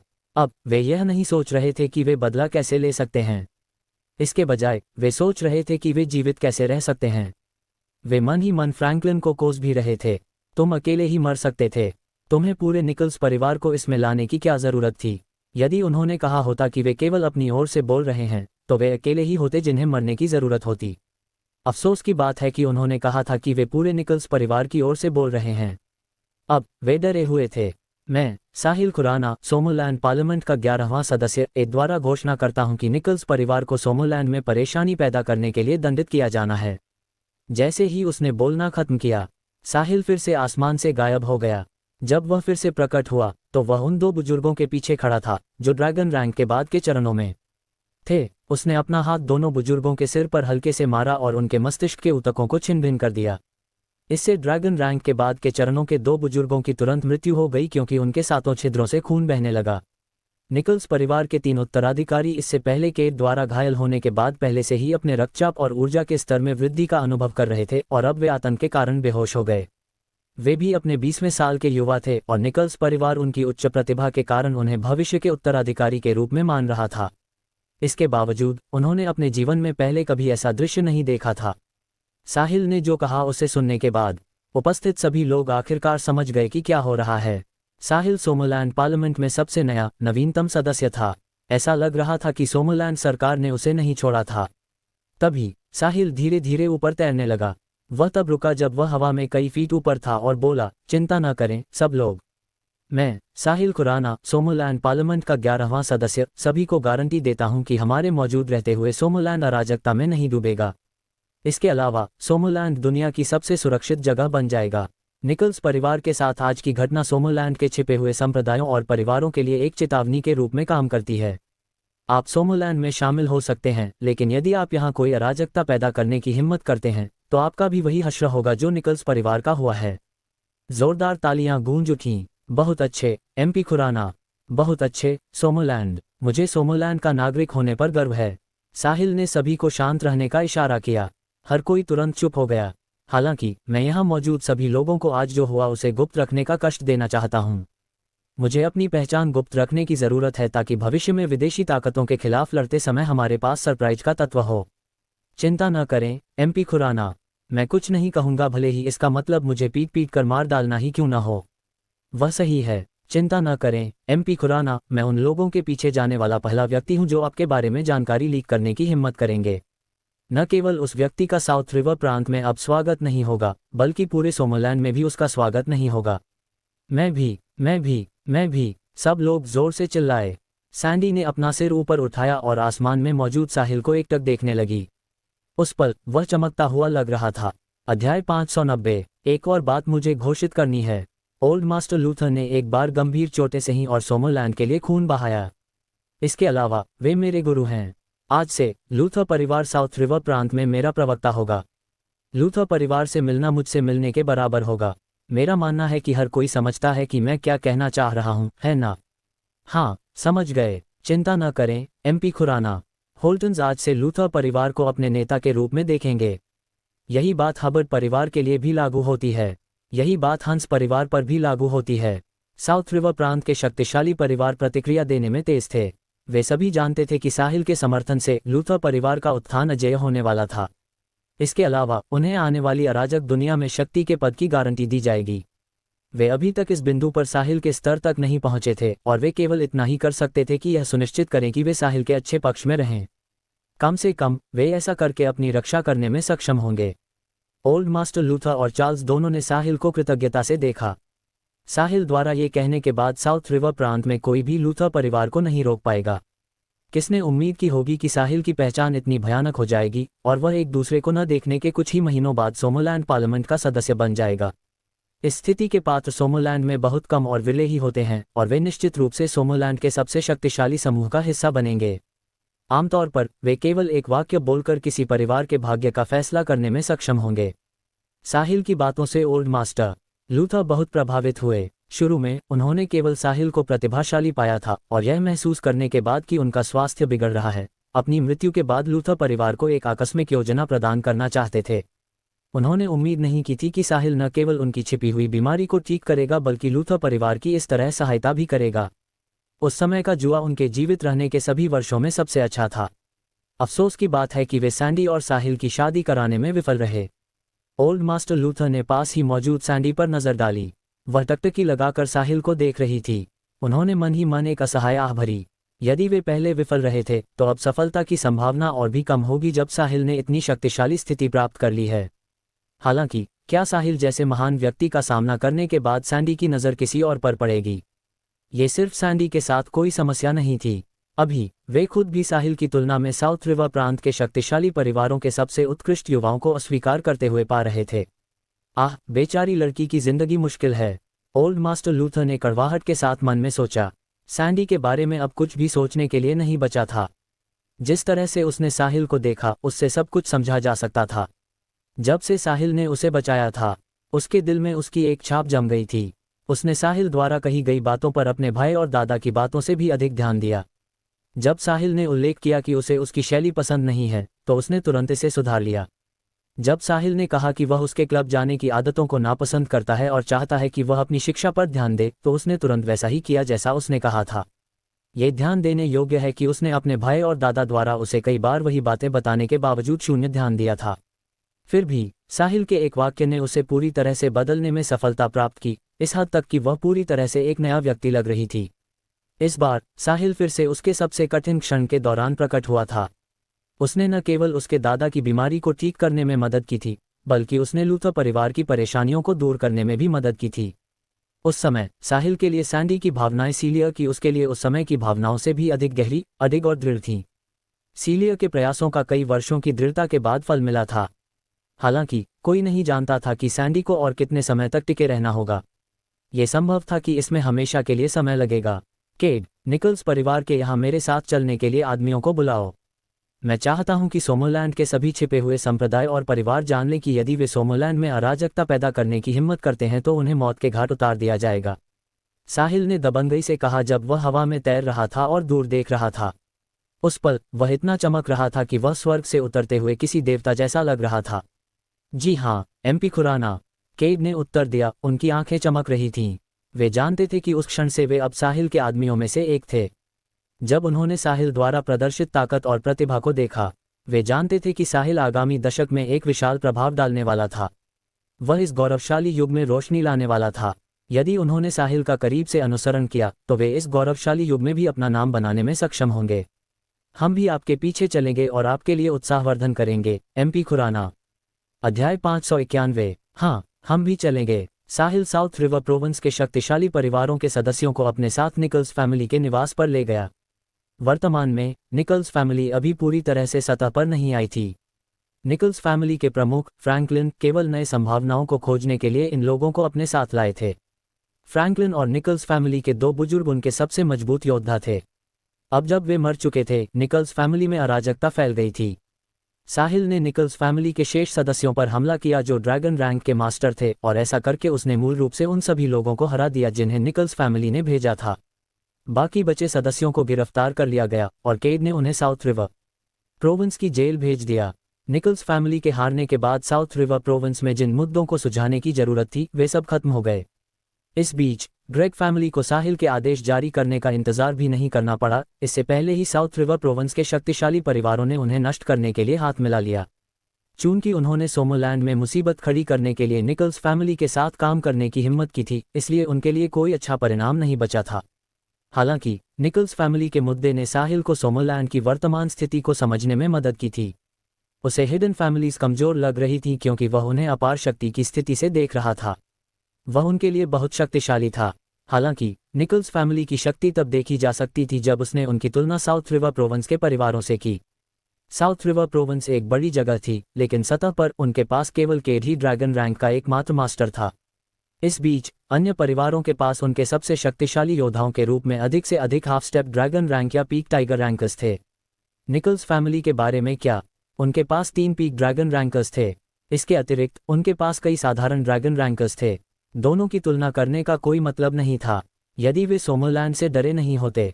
साउथ रिवर प्रोविंस पर कब्जा करना निकल्स फैमिली के लिए कोई कठिनाई पेश नहीं करता। हालांकि निकल्स फैमिली को हिडन सेक्ट्स और फैमिलीज के बीच केवल औसत दर्जे का माना जा सकता था। यह इस तथ्य से देखा जा सकता था कि उन्होंने साउथ रिवर प्रोविंस को अपना लक्ष्य चुना था।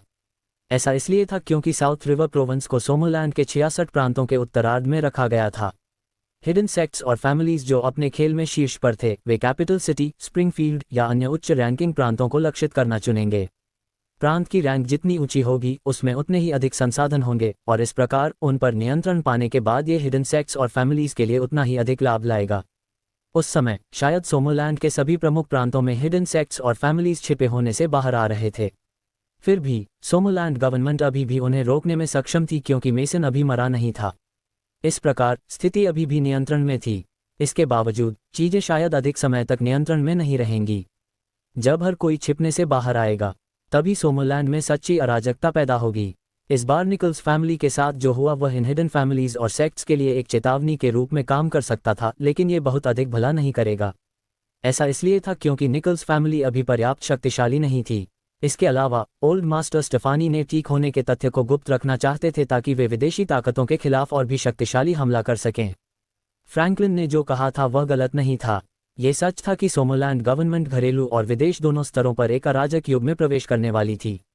उस स्थिति में चूंकि ओल्ड मास्टर स्टेफानी विदेशी ताकतों से निपटने का तरीका निकाल रहे थे, वह साहिल खुराना देश के भीतर हिडन फैमिलीज और सेक्ट्स को डराने वाला व्यक्ति बनेगा। वह जल्द ही मेसन के साथ एक बैठक की व्यवस्था करेगा। आखिरकार सोमरलैंड गवर्नमेंट के पास अभी भी टीम ड्रैगन थी, है ना? अफवाह थी कि टीम ड्रैगन के सभी सदस्य पीक ड्रैगन रैंकर्स थे। उसकी योजना व्यक्तिगत रूप से टीम का नेतृत्व करने की थी ताकि वे इन हिडन सेक्ट्स और फैमिलीज के साथ मुकाबला कर सकें। साहिल इन लोगों के बारे में अच्छा नहीं सोचता था। जब उनकी आवश्यकता थी तब उन्होंने छिपना चुना था। अब वे प्रचुर संसाधनों को काटने के लिए छिपने से बाहर आ रहे थे। क्या वास्तव में जीवन में ऐसे शानदार अवसर थे? अध्याय 592। निकल्स और ग्रेग फैमिली का मुद्दा सुलझ जाने के बाद साहिल ने एक बार फिर ओल्ड मास्टर लूथर और चार्ल्स से बात की। अब जब उसने घोषणा जारी कर दी थी, Luther family south river province में सबसे शक्तिशाली होगा। उन्हें साहिल से इस बारे में परामर्श करने की आवश्यकता थी कि उन्हें साउथ रिवर प्रोविंस को नियंत्रण में कैसे रखना चाहिए। सब कुछ तय होने के बाद साहिल चला गया। उसने अपनी कार हवेली के ठीक बाहर खड़ी की थी। ओल्ड मास्टर लूथर और चार्ल्स ने साहिल को सामने के दरवाजे तक पहुंचाया। उन्होंने साहिल को अपनी कार में बैठते हुए देखा और उसके जाने के बाद ही घर में वापस जाने के लिए मुड़े। ओल्ड मास्टर लूथर ने मन ही मन सोचा, वह युवा लड़की सैंडी कहाँ है? साहिल जल्द ही जा रहा है, लेकिन वह अलविदा कहने तक नहीं आई है। लड़की शायद इस अलगाव को सहन करने में असमर्थ है। कौन जानता है, वह किसी कोने में छिपी हुई रो रही होगी। साहिल के अपनी कार में बैठने के बाद उसने कार का इंजन चालू किया ताकि वह जा सके। उसी क्षण यात्री वाली तरफ का दरवाजा अचानक खुला। एक छोटी सी आकृति अंदर चढ़ गई। साहिल दंग रह गया। क्या ये सैंडी लूथर नहीं थी? वह यहाँ क्या कर रही थी? साहिल, सैंडी ने शर्माते हुए पुकारा। सैंडी, क्या बात है? साहिल ने भ्रमित होकर पूछा। कुछ गलत नहीं है साहिल, मैं बस चाहती थी कि तुम मेरा साथ दो। मैं उन दिनों लगातार डरी हुई थी जब मेरे दादाजी बीमार थे और मेरा भाई घायल था। मुझे केवल तभी आराम और सुरक्षित महसूस हुआ जब मैं तुम्हारे साथ थी, सैंडी ने कुछ व्यथित स्वर में कहा। अगर वह आज उसके पीछे नहीं दौड़ती तो साहिल फिर से चला गया होता। कोई नहीं जानता था कि उनके दोबारा मिलने में कितना समय लगेगा।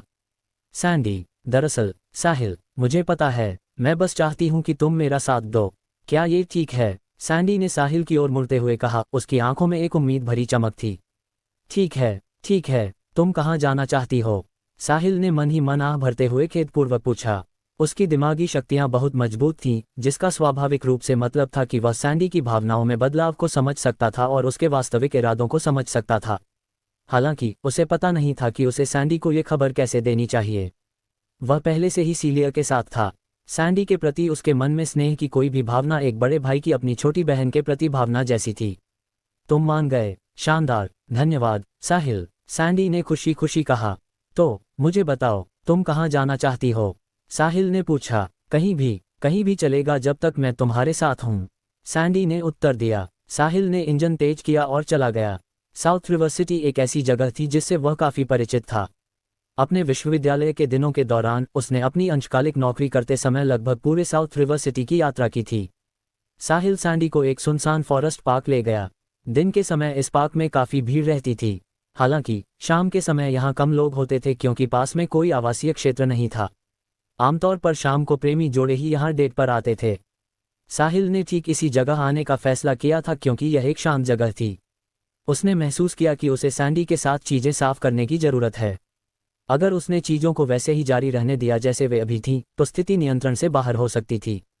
वह वास्तव में सैंडी को चोट नहीं पहुंचाना चाहता था, जो एक बुद्धिमान और विचारशील लड़की थी। हालांकि भविष्य में इससे निपटना और भी मुश्किल हो जाएगा यदि उसने अभी चीज़ों को स्पष्ट नहीं किया। इससे उसके सिर में दर्द हो रहा था। शुरू में वह इसे एक तरफ रखना चाहता था और इसे अनदेखा करना चाहता था। उसने अपनी योजना बनाई थी कि अभी उसका समय खाने वाली हर चीज़ का ध्यान रखने के बाद वह वापस इस पर आएगा। दुर्भाग्य से उसने उम्मीद नहीं की थी कि सैंडी उसके पीछे भागेगी। इससे उसे लगा कि अगर उसने अभी इसे ठीक नहीं किया तो स्थिति नियंत्रण से बाहर हो सकती है। वे दोनों पहाड़ पर चढ़े और सैंडी पूरी यात्रा के दौरान उत्साहपूर्वक बातें करती रही। ऐसा लग रहा था कि वह बहुत अच्छे मूड में थी। ये पहली बार था जब वह साहिल के साथ अकेले डेट पर जा रही थी। ये पहली बार था जब वह किसी लड़के के साथ डेट पर जा रही थी। उन्होंने पूरी यात्रा के दौरान बात की और हंसे और बीच बीच में ब्रेक लेने के लिए रुके। आधे घंटे बाद अध्याय 593 वे दोनों फॉरेस्ट पार्क के सबसे ऊंचे पहाड़ की चोटी पर पहुंचे। उन्होंने अपने नीचे घरों से चमकती रोशनी को देखा। उन दोनों ने लापरवाह और तनाव मुक्त महसूस किया। धन्यवाद साहिल, सैंडी ने अचानक कहा। ऐसी औपचारिकताओं की कोई आवश्यकता नहीं है सैंडी। तुम्हारा भाई और मैं दोस्त हैं और तुम्हारे दादाजी ने भी अतीत में मेरी मदद की है। वह उन पर है, मैं अपनी खुद की व्यक्ति हूँ। आइए हमारे मुद्दों पर अलग से चर्चा करें। साहिल को समझ नहीं आ रहा था कि जवाब में क्या कहे। वे दोनों फिर से खामोश हो गए। कई मिनट बाद साहिल ने कहा, सैंडी। दरअसल हालांकि वह कुछ ही शब्द बोल पाया था कि सैंडी ने उसे टोक दिया। साहिल, मुझे पता है कि तुम क्या कहना चाह रहे हो। तुम्हें पता है। हाँ, मुझे पता है, लेकिन मैं इसे सुनना नहीं चाहती। साहिल, थोड़ी देर बाद साहिल ने कहा, लेकिन मुझे फिर भी लगता है कि मुझे तुम्हें बताना चाहिए। ठीक है, फिर मुझे बताओ। सैंडी ने इस बार उसे मना नहीं किया। साहिल हिचकिचाया और फिर कहा, सैंडी, दरअसल मेरी पहले से ही एक प्रेमिका है। मैंने ऐसा ही अंदाजा लगाया था। सैंडी ने साहिल की ओर देखते हुए कहा। उसकी आंखों में आंसू थे। सैंडी, तुम अभी बहुत छोटी हो।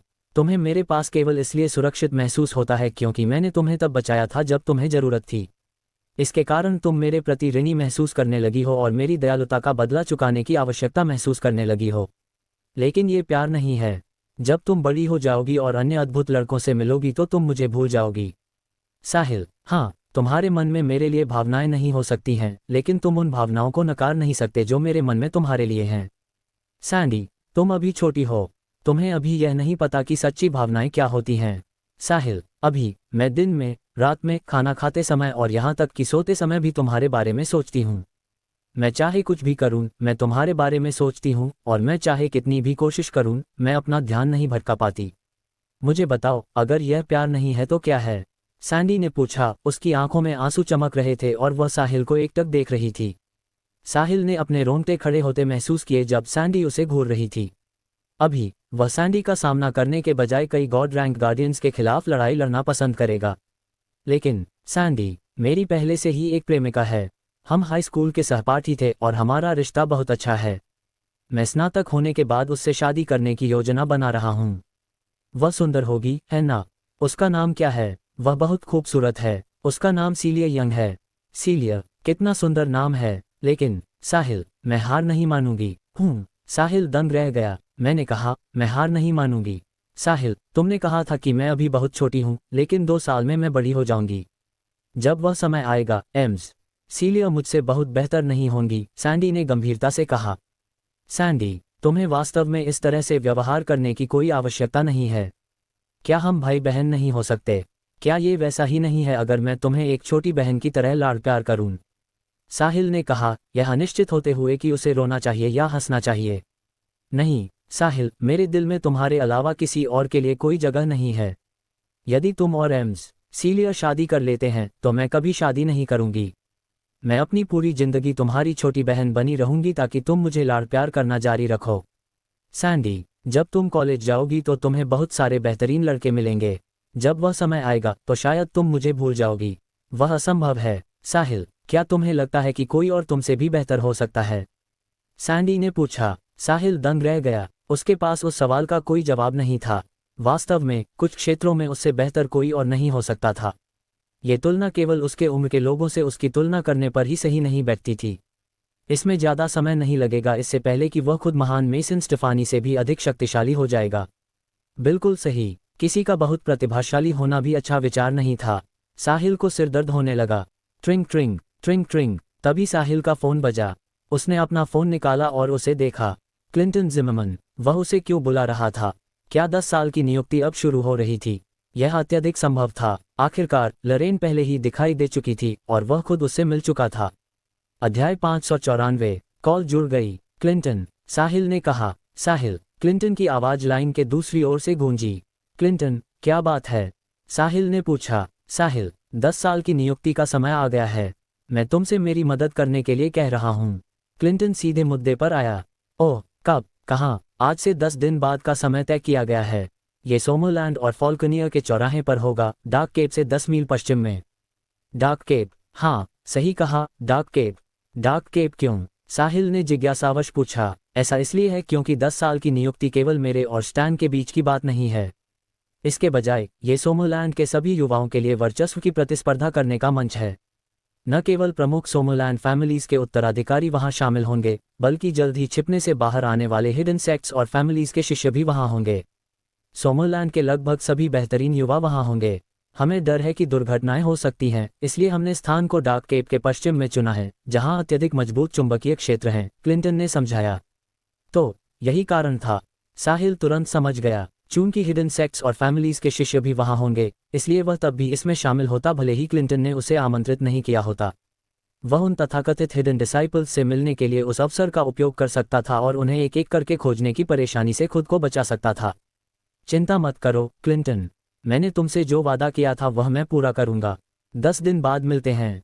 बहुत बहुत धन्यवाद साहिल, क्लिंटन ने कृतज्ञतापूर्वक कहा। साहिल ने कॉल काट दी। वह भी सोच ही रहा था कि 10 साल की नियुक्ति के पीछे का इरादा क्या था। 10 साल पहले 2 आदमी एक महिला के लिए लड़ रहे थे। क्या यह आज एक ही महिला के लिए लड़ने वाले अनगिनत पुरुषों में विकसित हो गया था? वह असंभव था। लरेन का लुक निर्विवाद रूप से अच्छा था और उसकी एक शानदार शैली थी जिसका उसकी पीढ़ी में कोई मुकाबला नहीं था। एक सामान्य आदमी के मन में पहली बार उसे देखने के बाद से ही उसके बारे में अनंत कल्पनाएं होंगी। हालांकि ये कहना अवास्तविक था कि एक अकेली महिला ने इतने शक्तिशाली परिवारों के उत्तराधिकारियों और हिडन फैमिलीज के शिष्यों को अपनी ओर आकर्षित किया था। उस स्थिति में क्या कारण था?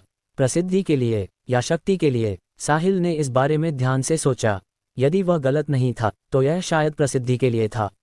अनगिनत युवाओं पर काबू पाकर और 10 साल की नियुक्ति के माध्यम से सोमरलैंड की युवा पीढ़ी का नेता बनकर प्रसिद्धि प्राप्त करने वाले व्यक्ति होने में एक अभूतपूर्व आकर्षण था। यह आने वाली अराजक दुनिया में अपार लाभ भी लाएगा। यही कारण था कि हर कोई 10 साल की नियुक्ति में शामिल होने के लिए इतना उत्सुक था। मुख्य बिंदुओं को समझने के बाद साहिल ने अब इस मामले पर कोई ध्यान नहीं दिया। 10 साल की नियुक्ति किसी और के लिए प्रसिद्ध होने का एक शानदार मौका था। हालांकि साहिल के लिए ये कुछ भी नहीं था। तो क्या हुआ अगर वह सोमरलैंड की युवा पीढ़ी का नेता बन गया? उसे उस तरह की प्रसिद्धि की आवश्यकता नहीं थी। यह उसके लिए बहुत सस्ता था। उसका दृष्टिकोण बहुत पहले ही ऐसे लक्ष्य को पार कर गया था। इसके अलावा उसकी शक्तियां अब उसे इन युवाओं के साथ अपनी तुलना करने की अनुमति नहीं देती थीं। यदि उसने ऐसा किया तो वह उन्हें परेशान कर रहा होगा। उनकी एक उंगली इन युवा पीढ़ी के तथाकथित गौरव को इतना नीचे धकेलने के लिए काफ़ी होगी कि वे अपना सिर नहीं उठा सकें। हालांकि उसे अभी भी कार्यक्रम में शामिल होने की आवश्यकता थी।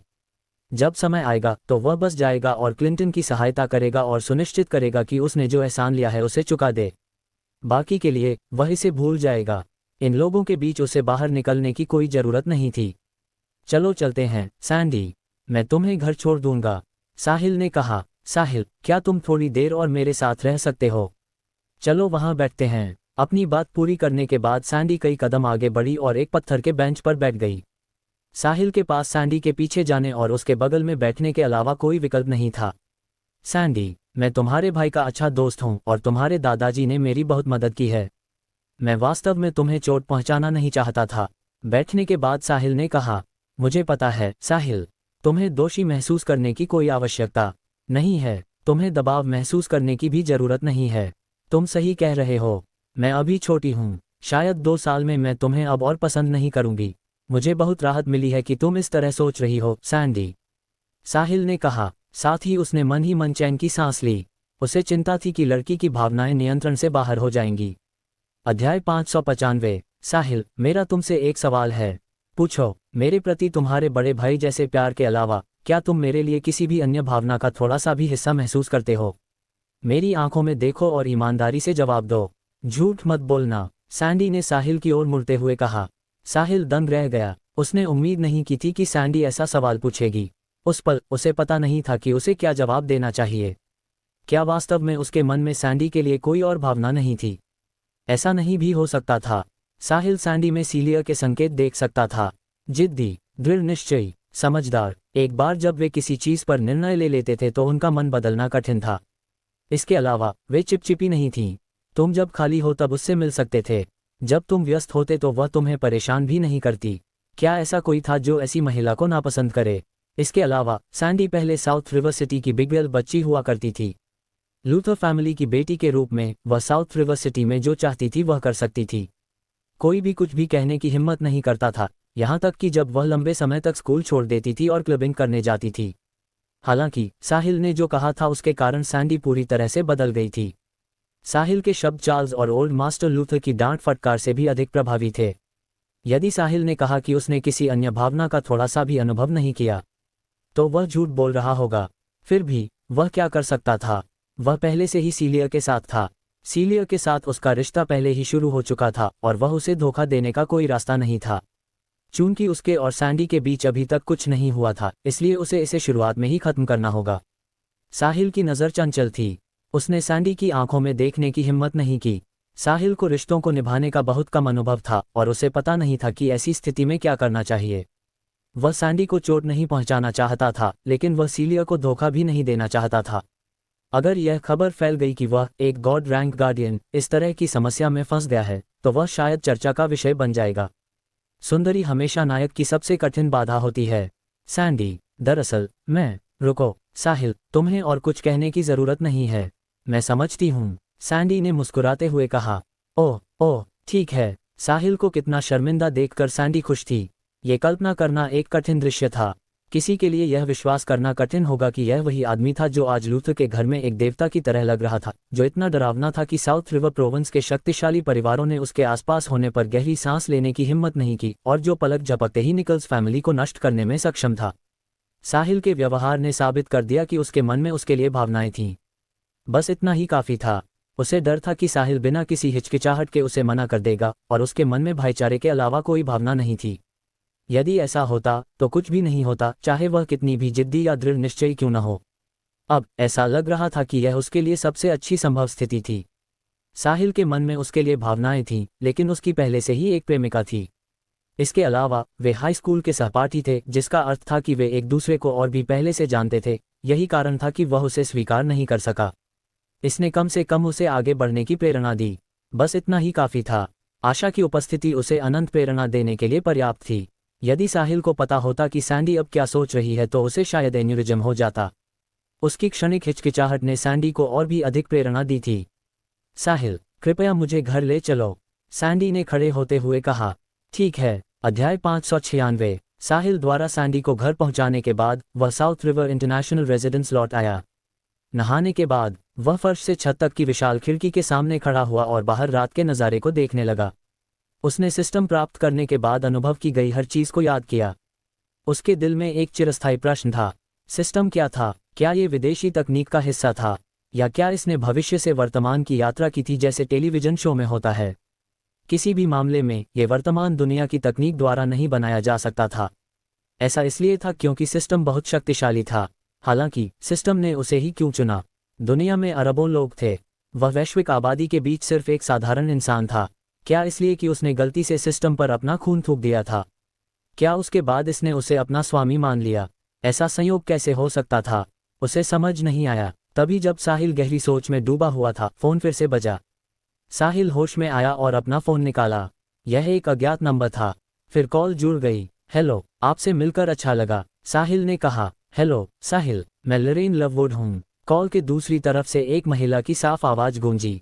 लरेन लववुड, वह उसे क्यों ढूंढ रही थी? उनका पहले कभी कोई संपर्क नहीं हुआ था, है ना? आपसे मिलकर अच्छा लगा मिस लववुड। क्या आपको कुछ चाहिए? साहिल ने पूछा। साहिल, 10 दिन बाद डाक केप से 10 किलोमीटर पश्चिम में एक युवा कार्यक्रम आयोजित किया जाएगा। मुझे उम्मीद है कि तुम इसमें भाग ले सकते हो।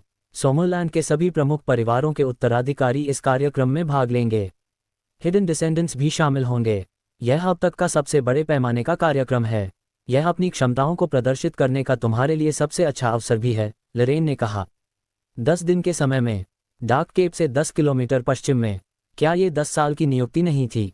लरेन लववुड उसे कार्यक्रम में क्यों आमंत्रित कर रही थी? मिस लववुड, इसका मुझसे कुछ लेना देना नहीं होना चाहिए, है ना?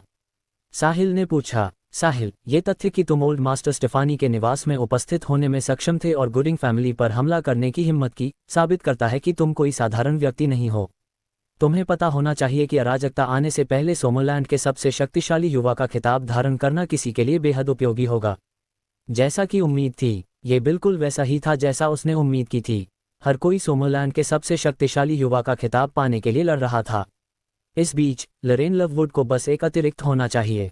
हालांकि वह ऐसा क्यों कर रही थी? क्या वह सोमरलैंड के सबसे शक्तिशाली युवा के अच्छे पक्ष में रहने के लिए केवल अधिक शक्तिशाली समर्थन इकाई की तलाश कर रही थी? वह किसी कमजोर संप्रदाय से नहीं थी। वह उसके साथ रहने वाले कुछ लोगों की क्षमताओं से यह बता सकता था। किसी भी मामले में इससे कोई फर्क नहीं पड़ता था। इन सब का उससे कोई लेना देना नहीं था। यदि उसने क्लिंटन से 10 साल की नियुक्ति में उसकी सहायता करने का वादा नहीं किया होता, तो साहिल को इस कार्यक्रम में बिल्कुल भी दिलचस्पी नहीं होती। युवाओं के ऐसे आयोजन चाहे कितने भी भव्य क्यों न हो, वे साहिल की नज़र में बच्चों के खेल से अलग नहीं थे।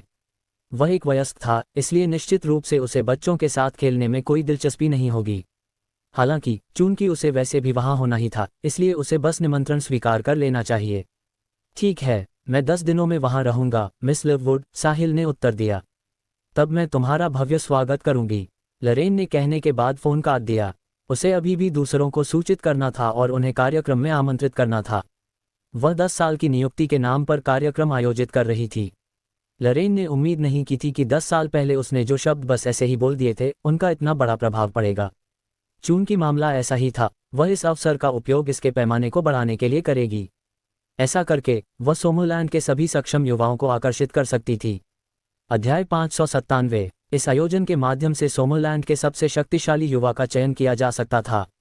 ये लरेन की ओर से भी एक बड़ा योगदान होगा।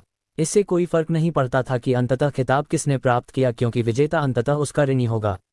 उनकी भविष्य की उपलब्धियां जितनी अधिक होंगी, वे उसके उतने ही अधिक ऋणी होंगे। इस बीच उसके भविष्य के पति की समस्या भी थी। वह किसी भी ऐसे व्यक्ति से शादी करने के लिए तैयार थी जो सोमरलैंड के अन्य सभी युवाओं को पछाड़ सके, एक महिला के रूप में, और वह भी जो बहुत सारे पुरुषों को दीवाना बना देती है। वह केवल एक ऐसे व्यक्ति से शादी कर सकती थी जो इस युग में दुनिया का नेतृत्व करने में सक्षम हो, क्योंकि वह व्यक्तिगत रूप से ऐसा करने में सक्षम नहीं थी। उसने ये योजना बहुत पहले बनाई थी, अन्यथा उसने अब तक प्रतीक्षा नहीं की होती। उसका बेमिसाल लुक, उसका अद्वितीय आकर्षण, वह इन सभी गुणों के साथ उस आदमी के लिए पैदा हुई थी जो उसका जीवनसाथी होगा। केवल ऐसे व्यक्ति को ही उसके साथ रहने का अधिकार था। शुरू में साहिल ने मेसन के साथ टीम ड्रैगन से संबंधित मुद्दों पर चर्चा करने के लिए कैपिटल सिटी लौटने की योजना बनाई थी। बहुत सारे हिडन सेक्ट्स और फैमिलीज दुनिया में फिर से उभरने लगे थे, इसलिए उन्हें इधर उधर गड़बड़ करने से रोकने के लिए नियम बनाने थे। हालांकि 10 साल की नियुक्ति शुरू होने वाली थी, इसलिए वह उसके बाद ही कैपिटल सिटी लौटेगा। वह कल डार्क केप का दौरा करेगा। वह डार्क केप के विकास पर नजर डालना चाहता था। अपने असीमित वित्तीय सहयोग के साथ उसका मानना था कि डार्क केप अब एक ऐसी जगह थी जो पूरी दुनिया को प्रभावित और चौंका सकती थी। इसके अलावा उन्हें उसके जैसे गॉड रैंक गार्डियन का समर्थन प्राप्त था। डार्क केप को अब किसी भी ताकत का डर नहीं था। अगले दिन साहिल चुपचाप डार्क केप की ओर चल दिया। इस बीच पिछले कुछ दिनों में सोमरलैंड के प्रमुख परिवारों के अनगिनत हिडन डिसेंडेंट्स और युवा पुरुषों को लरेन की ओर से टेक्स्ट या कॉल के माध्यम से 10 साल की नियुक्ति कार्यक्रम के लिए निमंत्रण मिला। लरेन व्यक्तिगत रूप से उन लोगों को फोन करेगी जो अत्यधिक प्रतिष्ठित थे। इस बीच लरेन उन लोगों को टेक्स्ट के माध्यम से निमंत्रण भेजेगी जिनकी स्थिति साधारण थी लेकिन कार्यक्रम में भाग लेने का अधिकार था। इन लोगों ने साहिल की तुलना में अलग प्रतिक्रिया दी। जिन युवाओं को टेक्स्ट या कॉल मिले उन सभी ने खुशी खुशी कार्यक्रम में भाग लेने में अपनी रुचि व्यक्त की। उन सभी ने उसे बताया कि वे समय पर पहुंच जाएंगे। ऐसा इसलिए था क्योंकि यह तथ्य कि उन्हें टेक्स्ट या कॉल के माध्यम से निमंत्रण मिला था, इसका मतलब था कि वे कार्यक्रम में भाग लेने के योग्य थे। इसे अनुमोदन का संकेत माना गया। दूसरी ओर जिन्हें अभी तक निमंत्रण नहीं मिला था वे हर समय अपने फ़ोन के पास रहते थे। जैसे ही उनके फ़ोन बजते वे उतने ही खुश हो जाते जैसे कोई गरीब आदमी जिसने अभी अभी लॉटरी जीती हो। दूसरी ओर जैसे ही उन्हें पता चलता कि कॉल 10 साल की नियुक्ति का निमंत्रण नहीं था, उनका मूड तुरंत खराब हो जाता। हर किसी के दिखावा करने के तरीके भी बदल गए। हर बार जब विभिन्न परिवारों के उत्तराधिकारी मिलते या किसी प्रकार की सभा में भाग लेते तो पहली चीज़ जो वे पूछते थे वह ये थी कि क्या दूसरे को 10 साल की नियुक्ति का निमंत्रण मिला है। फिर वे अपना निमंत्रण दिखाना शुरू कर देते। इसके बाद ढेर सारी बकवास बातें होती। जिन्हें निमंत्रण नहीं मिला वे महसूस करते कि वे दूसरों से कमतर हैं। निर्विवाद रूप से लरेन एक शक्तिशाली बल बनाने में काफ़ी अच्छी थी। सोमरलैंड के सभी युवाओं का उत्साह उसके द्वारा जगाया गया था। हर कोई अब कार्यक्रम के दौरान अपनी क्षमताओं को प्रदर्शित करने के अवसर का इंतजार कर रहा था। भले ही वे सोमरलैंड के सभी युवाओं को हरा न सकें, फिर भी यह ठीक रहेगा जब तक वे उत्कृष्ट प्रदर्शन करेंगे। यह उनके भविष्य के विकास के लिए बेहद मददगार होगा। ये हिडन फैमिलीज और सेक्ट के उत्तराधिकारियों के लिए भी वैसा ही था जो दुनिया में फिर से उभरने वाले थे। कुछ हिडन डिसेंडेंट्स जिन्होंने दुनिया में फिर से उभरने की कोई योजना नहीं बनाई थी, उन्होंने ये खबर सुनने के बाद तुरंत अपना मन बदल लिया और समय से पहले छिपने से बाहर आ गए। लरेन ने 10 दिनों में आयोजित होने वाले कार्यक्रम की व्यवस्था की क्योंकि वह उन हिडन डिसेंडेंट्स के प्रति विचारशील थी जो अभी तक दुनिया में फिर से नहीं उभरे थे। उस तरह उनके पास तैयारी करने के लिए पर्याप्त समय होगा। अधिक हिडन डिसेंडेंट्स भी कार्यक्रम में भाग लेने में सक्षम होंगे। एक बार जब ये खबर फैल गई तो लरेन को विश्वास था कि ये लोग सोमरलैंड के सबसे शक्तिशाली युवा का खिताब पाने के प्रलोभन का विरोध नहीं कर पाएंगे। अध्याय 598 dark cape. Red flame mercenaries के महल के भीतर साहिल अपने चेहरे पर एक चांदी का मुखौटा लगाकर हॉल की मुख्य सीट पर बैठ गया। रेड फ्लेम मर्सनरीज के उच्चाधिकारी उसके नीचे जमा थे। रेड फ्लेम मर्सनरीज अब पहले से ही बेहद शक्तिशाली थे। साहिल के असीमित वित्तीय सहयोग और कैप्टन सिल्वर फेस के रूप में उनकी प्रतिष्ठा के साथ डार्क केप कई शक्तिशाली लोगों की भर्ती करने में कामयाब रहा। रेड फ्लेम मर्सनरीज के फर्स्ट डेप्यूटी कैप्टन किलर को इन लोगों को नियंत्रण में रखना कठिन लग रहा था। उसके पास केवल एक मिड ड्रैगन रैंकर की क्षमताएं थीं। इस बीच रेड फ्लेम मर्सनरीज में 2 नए लोगों के पास ऐसी क्षमताएं थीं जो ड्रैगन रैंक के बाद के चरणों में थीं। ट्यूलिप का उल्लेख नहीं करना जो ड्रैगन रैंक के शुरुआती चरण में थी, और दूसरे डेप्यूटी कैप्टन पॉल जो हाफ स्टेप ड्रैगन रैंक पर थे। साहिल ने अपने नीचे रेड फ्लेम मर्सनरीज के उच्चाधिकारियों की ओर देखा। उनमें से 2 ड्रैगन रैंक के बाद के चरणों में थे। 5 मिड ड्रैगन रैंकर्स थे। उनमें से 11 ड्रैगन रैंक के शुरुआती चरणों में थे। इसके अलावा डार्क केप के पास सभी प्रकार के उन्नत हथियार थे। ये वास्तव में एक अत्यंत शक्तिशाली बल था। हालांकि ये पर्याप्त नहीं था। उनमें से कोई भी पीक ड्रैगन रैंकर्स नहीं था। ये कैसे हो सकता था? उन्हें अभी भी और अधिक शक्तिशाली हस्तियों की भर्ती करनी थी। किलर, मुझे रेड फ्लेम मर्सनरीज की हालिया स्थिति की रिपोर्ट दो। साहिल बोला। जी कैप्टन। किलर उठा और विनम्रतापूर्वक उत्तर दिया। उसके बाद उसने रेड फ्लेम मर्सनरीज के आसपास हाल ही में हुई कुछ महत्वपूर्ण चीज़ों की रिपोर्ट देना शुरू किया। उदाहरण के लिए उसने रिपोर्ट दी कि उन्होंने कितने लोगों की भर्ती की थी, उन्होंने कितने हथियार खरीदे थे, प्रत्येक नवागंतुक के पास क्या क्षमताएं थीं, उन्होंने कितना खर्च किया था और इसी तरह। किलर ने अत्यंत विस्तृत विवरण दिया। कोई बता सकता था कि उसने निश्चित रूप से साहिल को रिपोर्ट करने के लिए प्रयास किया था। हालांकि साहिल उसकी रिपोर्ट सुनते समय बोर हो गया। उसे वास्तव में इन मामलों की परवाह नहीं थी। वह इस बात से चिंतित था कि उन्हें उसका पैसा खर्च करने में इतना लंबा समय क्यों लगा। बोलने के बाद किलर एक तरफ हट गया। साहिल ने बस उससे कहा, मुझे विश्वास है कि हर कोई जानता है कि अभी चीजें कैसी हैं। अराजकता आ रही है सोमरलैंड और पूरी दुनिया दोनों में।